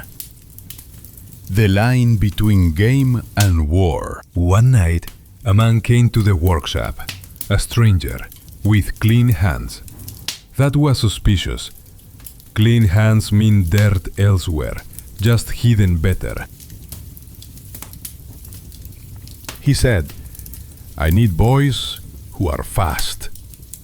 Tavo looked at me. I nodded. We didn't ask why. Smart people never ask questions when the answers might change their minds. We rode a crate across the city. No questions. Just speed. At our destination stood a house with windows that listened. We delivered, got paid, and for the first time, I held bills that smelled like power. Not coins jingling, not baker's wages. Paper, soft and dangerous. Paper that whispered promises. I understood then that this was no longer a game. Motorcycles were no longer wings. They were tools, and every job was an examination. We delivered packages, picked up envelopes, rode until the asphalt glowed beneath us like the surface of some dark sun. When police came, we laughed. Laughter is also a weapon. It makes bullets doubt themselves. The packages were never heavy, but they weighed on you anyway. You'd feel them in your jacket, against your ribs, and you'd wonder, cigarettes? Money? Something else? The wondering was part of the test. The smart ones didn't wander long. They delivered, they collected, they rode away. Clean hands, like the man said. Even if those hands smelled like gasoline and gripped handlebars slick with sweat. Medellin at night became a chessboard, and we were knights moving in that strange L shape. Unpredictable, fast, gone before anyone could react. We learned the city's rhythms, when the police changed shifts, which streets had potholes big enough to swallow a tire, where the lights stayed red longest, where you could disappear into darkness between one street lamp and the next. The money accumulated. Not much at first, but enough. Enough that my mother stopped asking where it came from. Enough that I could buy Gustavo better shoes, could fix the leak in our roof, could eat meat twice a week instead of once. Enough that I started to understand. This is how you change your life.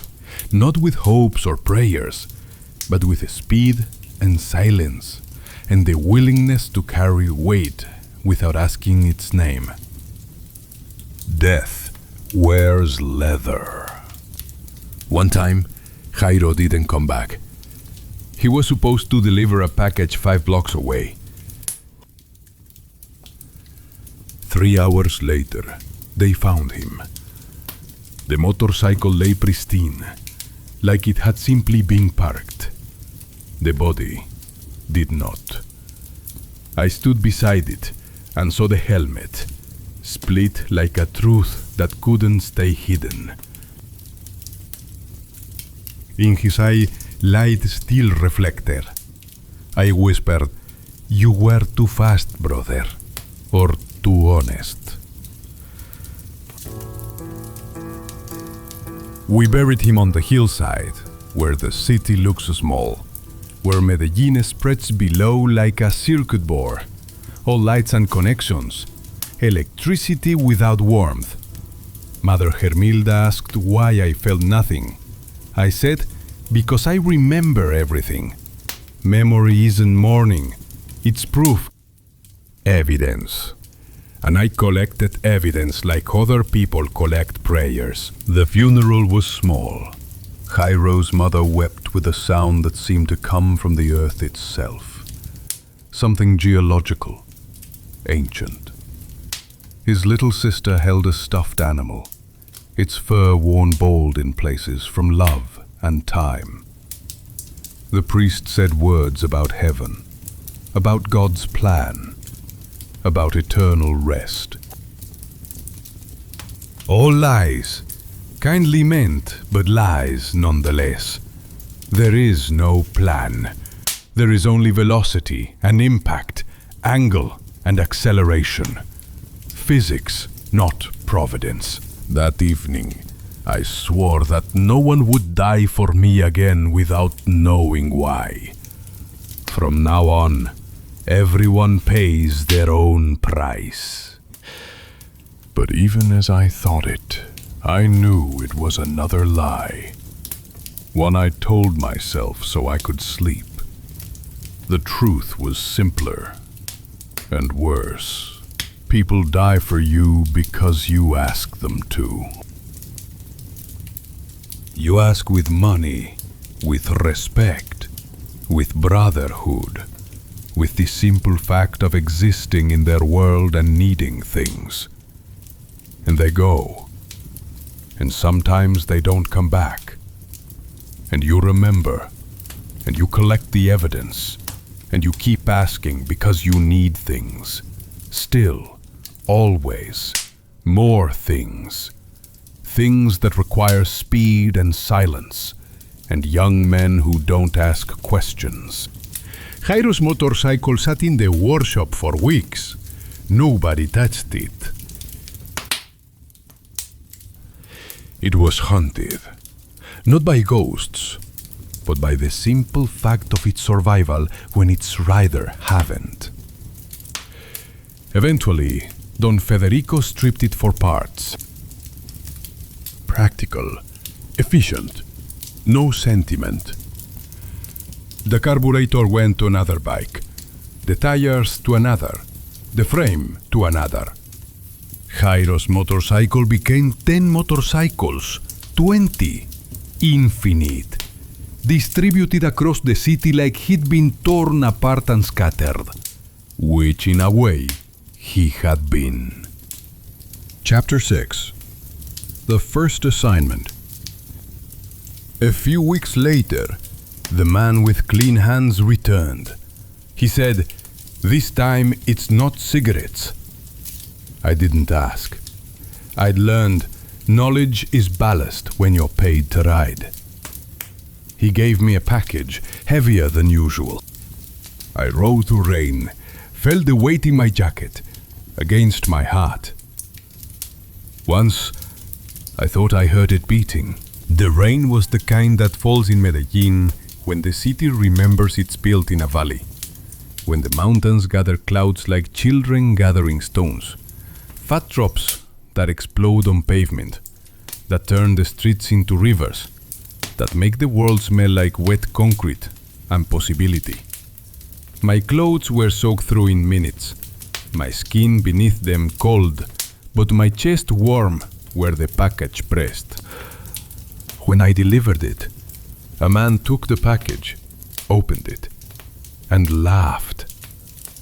Inside was money, nothing but money. He counted it, gave me a portion back, more than I'd ever held at once. You passed, he said. I didn't understand. Ominous, intense. What was that? He smiled without warmth. A test. Whoever delivers money that isn't theirs is trustworthy. You're useful now. I rode home and laughed out loud, the sound swallowed by engine noise and rain. Usefulness, I understood, was the beginning of every career. Not talent, not passion, not even ambition. Just usefulness. The willingness to be a vessel, a vehicle, a means to someone else's end. For now, the money I'd been given, my portion, as the man had called it, sat in my pocket like a hot coal. I didn't spend it that night. I held it, counted it, smelled it. Paper and ink and something else, something chemical, or maybe metaphysical. The smell of transformation, of becoming. This is how it happens, I thought. Not in one moment, but in many. Not with a decision, but with a series of actions. Each one is small enough to justify, each one leading to the next, until you wake up one day and realize you're not the person who jumped off a bridge for respect. You're someone else, someone useful, someone necessary. Que Dios me perdone. But I don't think I wanted forgiveness, even then. I wanted more tests, more packages, more trust, more money. More. The hunger had awoken, and once awake, it never sleeps again. Chapter 7. The smell of rain on metal. Ominous, intense, atmospheric. It rained again. The city smelled like wet skin, like electricity, like expectation. I stood on the workshop roof, watching the lights dance below. Beneath me, engines roared as if they had souls, as if the machines were more alive than the men who built them. I knew I had to move forward. Motorcycles are just wings for those who can't yet fly. I looked at my hands, calluses, scars, a tremor I liked. The rain mixed with oil in my hair, ran down my face like baptism in reverse, not washing sins away, but anointing me for sins to come. I smiled. Now, I said to the rain, to the city, to God if he was listening, the war begins. Not the war with weapons, not yet. The war that lives in speed, in exchange, in the satisfaction of hunger demanding more. The war of becoming, of transformation, of reaching toward power with hands that smell like gasoline and reach like prayer. The motorcycle beneath me was warm still, its engine cooling, but the metal holding heat like a memory.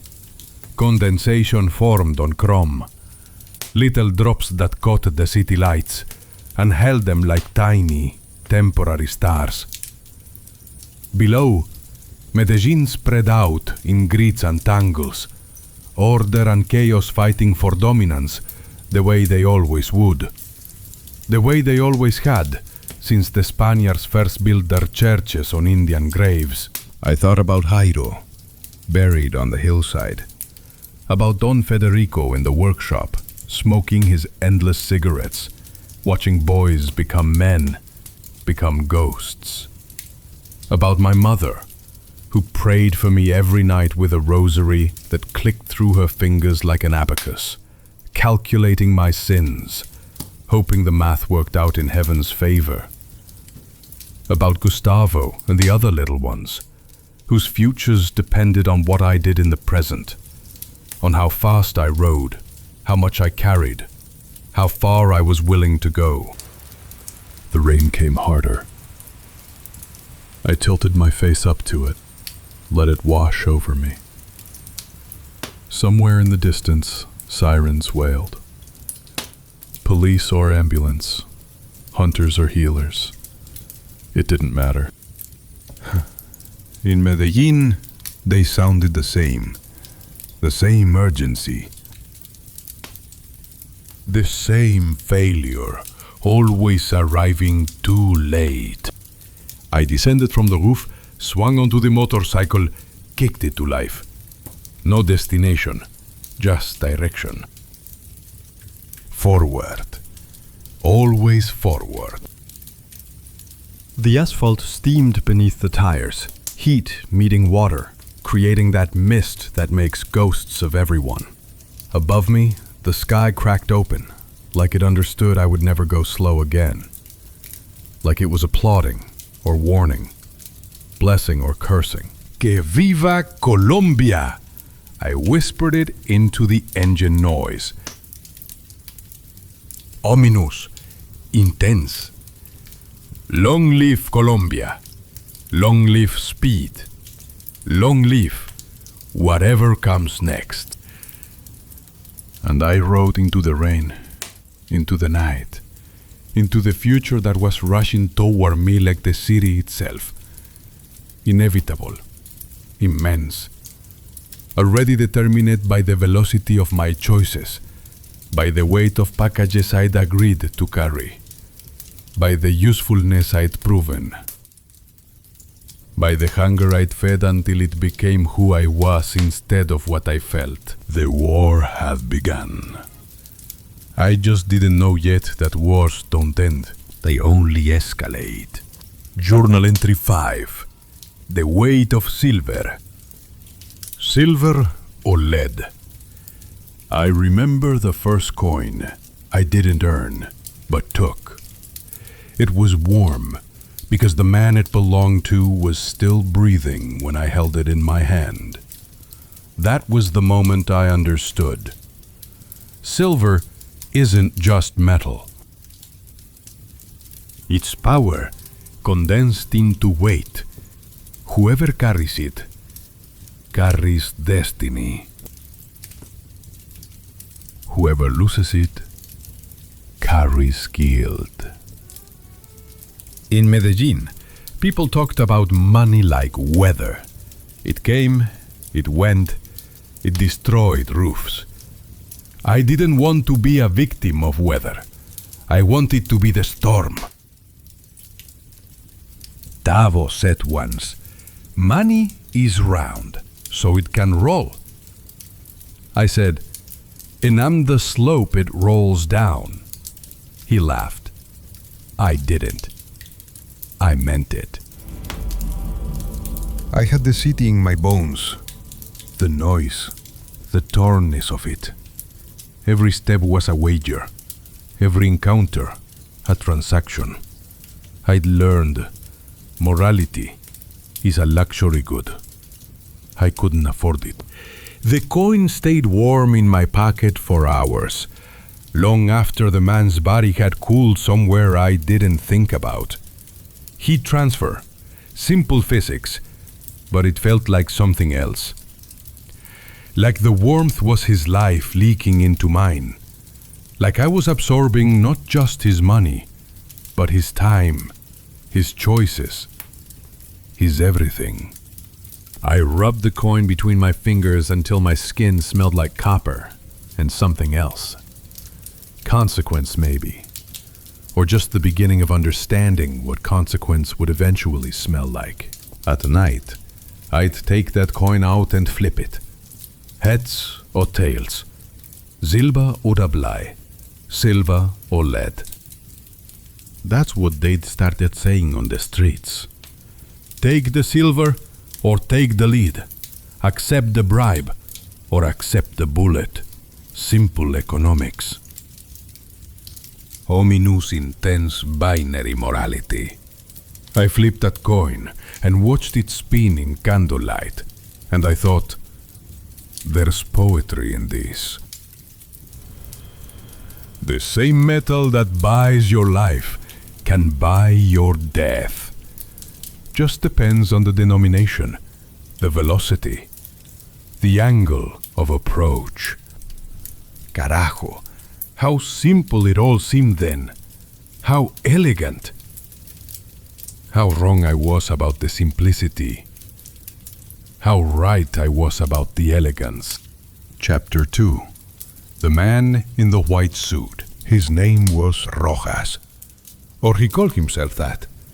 Nobody asked for his real name. Men like him bought silence, not trust. He appeared at the workshop like a ghost made of perfume and cigar smoke. White suit, black car, gold watch. "I've heard you boys are fast," he said. I nodded. "We're what the city can't control." He smiled thinly. "Then I have work for you. Not cigarettes this time. Not packages." This was about roots. He wanted to know who was watching, who took bribes, who wanted to be bribed. I knew the names, the faces, the habits. I knew when the cop by the river was sleeping with the butcher's wife and when the harbor master prayed. Information was lighter than cargo and more dangerous. I sold it like it was gold dust. Rojas paid in dollars. I'd never held dollars before. They smell different, like paper that had traveled over oceans. I held them against the light. They looked like promises. And promises, I knew by then, are the sharpest weapon a man can carry. The bills were crisp, fresh, probably printed weeks ago in some antiseptic facility in North America, where people wore gloves and hairnets, and never once thought about where their work would end up. In hands like mine, stained with oil and ambition. I counted them, twice, 3 times, not because I didn't trust the amount, but because I liked the sound they made. That whisper of paper on paper, like dry leaves, like turning pages in a book about someone else's life. Except it was mine now. My book. My story. Rojas watched me count with eyes that had seen this moment before, maybe hundreds of times. Boys touching American dollars for the first time. Boys realizing the world is bigger than Medellin, bigger than Colombia, bigger than anything their mothers told them in prayers. "You know what those can buy?" he asked. I looked up. "Anything." He shook his head. "Not anything. Everything." The difference seemed important to him. I pretended to understand. Later, I'd realize he was right. Anything means choices. Everything means no choices at all. Because once you can have everything, you must have everything. The hunger doesn't stop at satisfaction. It metastasizes. But that night, holding dollars that smell like elsewhere, I only felt one thing. Possibility. Silver nights. With money came nights that no longer smell like rain, but like sweat and perfume. Bars where music wasn't background, but command. Women who laughed without being happy. Men who laughed to forget they might be dead tomorrow. I wore suits too big for me, shoes that shine like lies, and I loved it. Not because I believed I'd arrived, but because I saw how easy it was to buy the world. In those nights, I began to understand that wealth has no limit. Only habituation.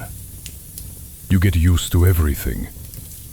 Fear, power, blood. I danced, I drank, I saw my reflection in glasses that never emptied. But deep inside remained the hunger no money satisfies, the hunger to be seen, not just paid. The bars of Medellin at night were laboratories of human behavior. Watch long enough and you see it all. Who's marking territory, who's hunting, who's prey. The music was always salsa or vallenato, always too loud, designed to drown thought. Smart. Thinking slows the spending. I'd sit in corners with Tabo and Tino, 3 boys in men's suits, and we'd watch the ecosystem function. The women were beautiful and calculating, which is to say they were survivors. They'd laugh at jokes that weren't funny, touch arms that weren't attractive, pour drinks for men whose breath smelled like death and yesterday's aguardiente. I respected them more than the men. At least they knew they were selling something. Ominous, intense. The men thought they were buying. Nobody buys anything in those places. You rent, you lease. You make installment payments on illusions. I remember one woman. I never learned her name. She had eyes that had seen too much and a smile that had survived it. She sat beside me one night and said, "You're different from the others, Chino." I asked how. "You are not pretending," I laughed. "I'm pretending better than them." She touched my hand. Cold fingers, warm intention. "No. You know this is all pretend." "That's different." She left before I could respond. I think about her sometimes. Wonder if she survived. Probably not. Nobody survives. Not really. We just postpone. But those nights taught me something crucial. The world runs on theater. Everyone playing parts, everyone pretending. And the best actor wins. Not the most talented, not the most authentic. The most convincing. I studied those nights like textbooks, memorized the gestures, the timing, the unspoken contracts. How to command a room without speaking. How to threaten without words. How to buy loyalty that would last until something better came along. Hijo de puta. The education I got in those bars was worth more than any university. They should give degrees in it. Doctorate in manipulation. Masters in menace. Bachelor of bullshit. The price of honor. A man named Cuervo wanted to teach me a lesson. He said I was too young to do business. I replied, "Honor isn't an age." He laughed. 3 days later, they found him in the ravine near San Cristobal, hands bound, mouth full of coins. Silver, not lead. Symbolism is a language, and I learned quickly that it convinces where words fail. People started calling me El Patroncito, the little boss.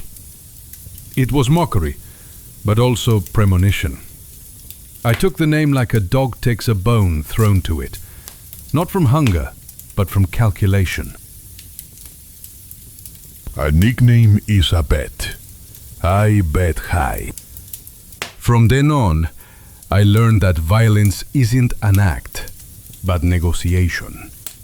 You show it to avoid it. You threaten so you don't have to kill. But when you kill, you do it in a way that matters. Cuervo have been stupid, which is the worst kind of criminal. Not evil, not even particularly ambitious, just stupid. He talked in a bar about how I was just a kid, how he could take what's mine any time. Word traveled, of course. Word always travels. In Medellin, gossip moves faster than bullets, though often with similar effect. I didn't want to kill him. That's important to remember. I'm not a monster. Not yet. Not in that moment.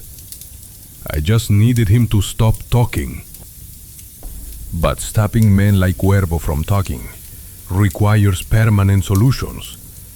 You can't reason with them, can't buy them, can't threaten them effectively, because they're too stupid to calculate odds.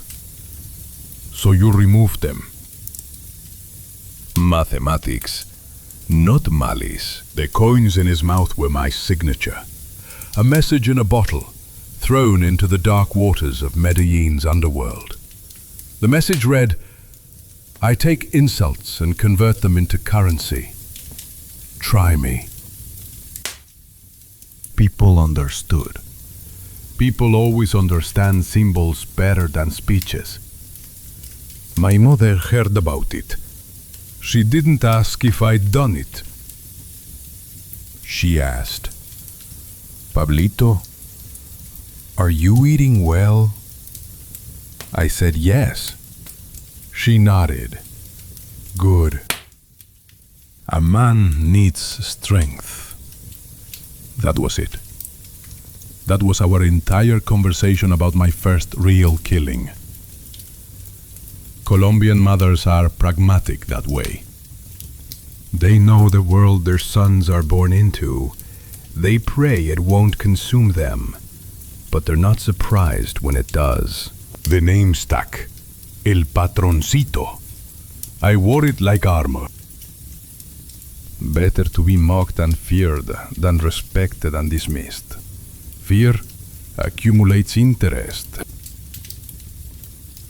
Respect only compounds if you survive long enough to collect. Chapter 5. Conversation with a priest. I went to confession out of curiosity, not guilt. The priest knew my father. He asked, What troubles you, my son? I said, Nothing. He smiled. Then you're either a saint or a liar.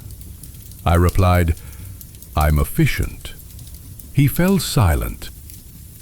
I placed a bundle of money on the desk. For the poor, I said. He nodded.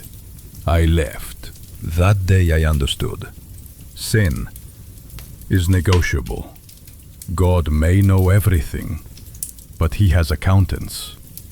I was no longer afraid of heaven. I wanted to buy it. The confessional booth smelled like wood polish and all guilt. Centuries of sins soaking into the grain, making the whole structure heavy with humanity's worst moments. I knelt because protocol demanded it, not because I felt small before God. I'd stopped feeling small before anything. The priest's voice came through the screen, distorted by mesh and expectation. He wanted to hear remorse. He got inventory instead. I listed my things like a grocery list. Clinical, precise. Theft? Yes. Violence? Yes. Lust? Occasionally, time permitting. Greed? Define greed. If wanting more than you have is greed, then everyone's guilty. If wanting everything is greed, then I'm the worst sinner in Colombia. He tried to guide me toward repentance. Asked if I felt the weight of my actions. I said, Father, I feel the weight of money. That's heavier than conscience. He sighed. It was a sigh I'd hear often in my life. The sound educated men make when they realize education didn't prepare them for men like me. The money I left wasn't conscience tax. It was investment. Churches have influence. Priests have ears. And poverty makes everyone negotiable. Que Dios me perdone. But God and I both knew that forgiveness wasn't what I was buying. I was buying silence, buying goodwill, buying the ability to return next week and the week after and be welcome despite everything. As I left, I touched the holy water, old habit from childhood, brought my wet fingers to my forehead, chest, left shoulder, right shoulder. Ominous, intense, the cross, the promise, the lie. The water evaporated before I reached the street. Colombia is hot that way. Nothing stays blessed for long. Chapter 6. Family from Smoke. I started gathering my own people. Not friends, tools that breathe. Tavo became my second. Chino my shadow. We rented a house on the city's edge, so empty the echo was our sixth man. We planned.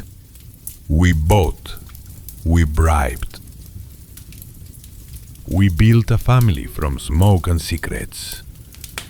Do you trust me, Pablo? Tavo asked. I answered, no. But I need you. He grinned. That's more honest than friendship.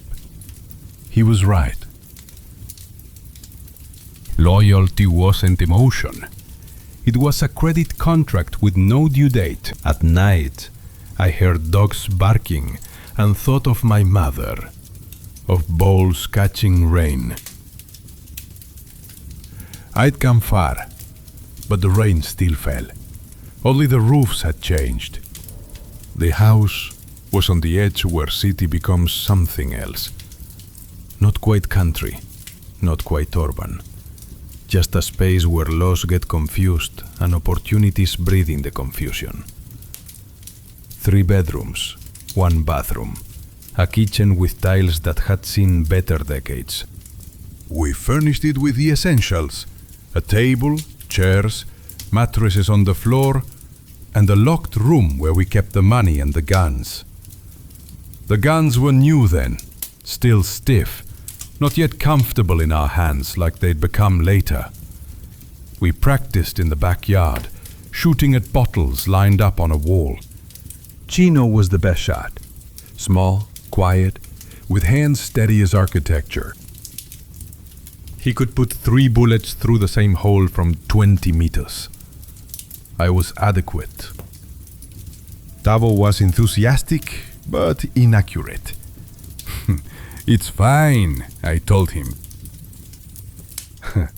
You're not here for precision. You're here for volume. He accepted this. Tavo always accepted his role. That's why he lasted as long as he did. We lived like monks in that house, not from virtue, but from strategy. No women, no parties, no distractions. We were building something, and building requires focus. Mornings with plan, afternoons with execute, evenings with count. The rhythm was hypnotic, almost holy. The religion of accumulation. But sometimes at night, after the others slept, I'd sit by the window and look toward the city center, toward Rio Negro beyond, toward the hills where my mother still prayed her rosaries and worried about her son who didn't call often enough. The distance between that house and hers was kilometers, but it felt like light years. I'd crossed into some other dimension where rain still fell but meant different things. Tavo found me once, staring out at 3 a.m, the cigarette burning forgotten in my hand. Thinking about her? He asked. I nodded. Then visit. I shook my head. Not yet. Not until I can arrive in a way that makes the journey worth it. He understood. We were all trying to arrive somewhere. The question was whether we'd recognize it when we got there, or if arrival was just another starting point for departure. Chapter 7. The Weight of Silver. I held a silver bar in my hand, a gift from Rojas. To remember, he said. Remember what? I asked. The moment before you understand what you really are. I turned the metal in my hand. It was cold, heavy, beautiful. I saw my reflection in it, distorted but recognizable. Silver doesn't just reflect light, it reflects intention. I thought of all the hands it had passed through. Workers, smugglers, thieves, merchants. Each had left a piece of their soul in it. Now it was my turn. He kissed the metal and whispered, I am the weight you've been searching for. That night, I didn't sleep. I sat by the window and watched the moon stand over Medellin, like an eye that never blinks. I knew. There's no going back now. Money hadn't changed me. It had made me visible. And visibility is the most dangerous luxury of all. Rain began. Quiet. Almost friendly. I placed the bar on the table, and moonlight slid over it like over a blade. And I thought, if silver rules the world, then I want to be the one who sets the rate. The rain grew stronger, heavy, almost like liquid metal. I heard it on the roof, on the windows, on my skin. It was as if the city was whispering to me that every piece of silver I hold already carries blood inside it. I looked out, and in a flash of lightning, my face reflected in the wet asphalt. For a moment, I was double. The boy who took, and the man who would soon lose everything. Thunder, deep, dull, and somewhere below a dog barked. I felt something laugh inside me, not from joy, but from premonition. Power doesn't come over you. It grows in you until you can't carry it anymore. I placed my hand on the bar, which stayed cold, as if it already knew how the story would end. And as the rain ran in thin lines down the window, I swore that no one would stop me. Not God, not the law, not my own heart.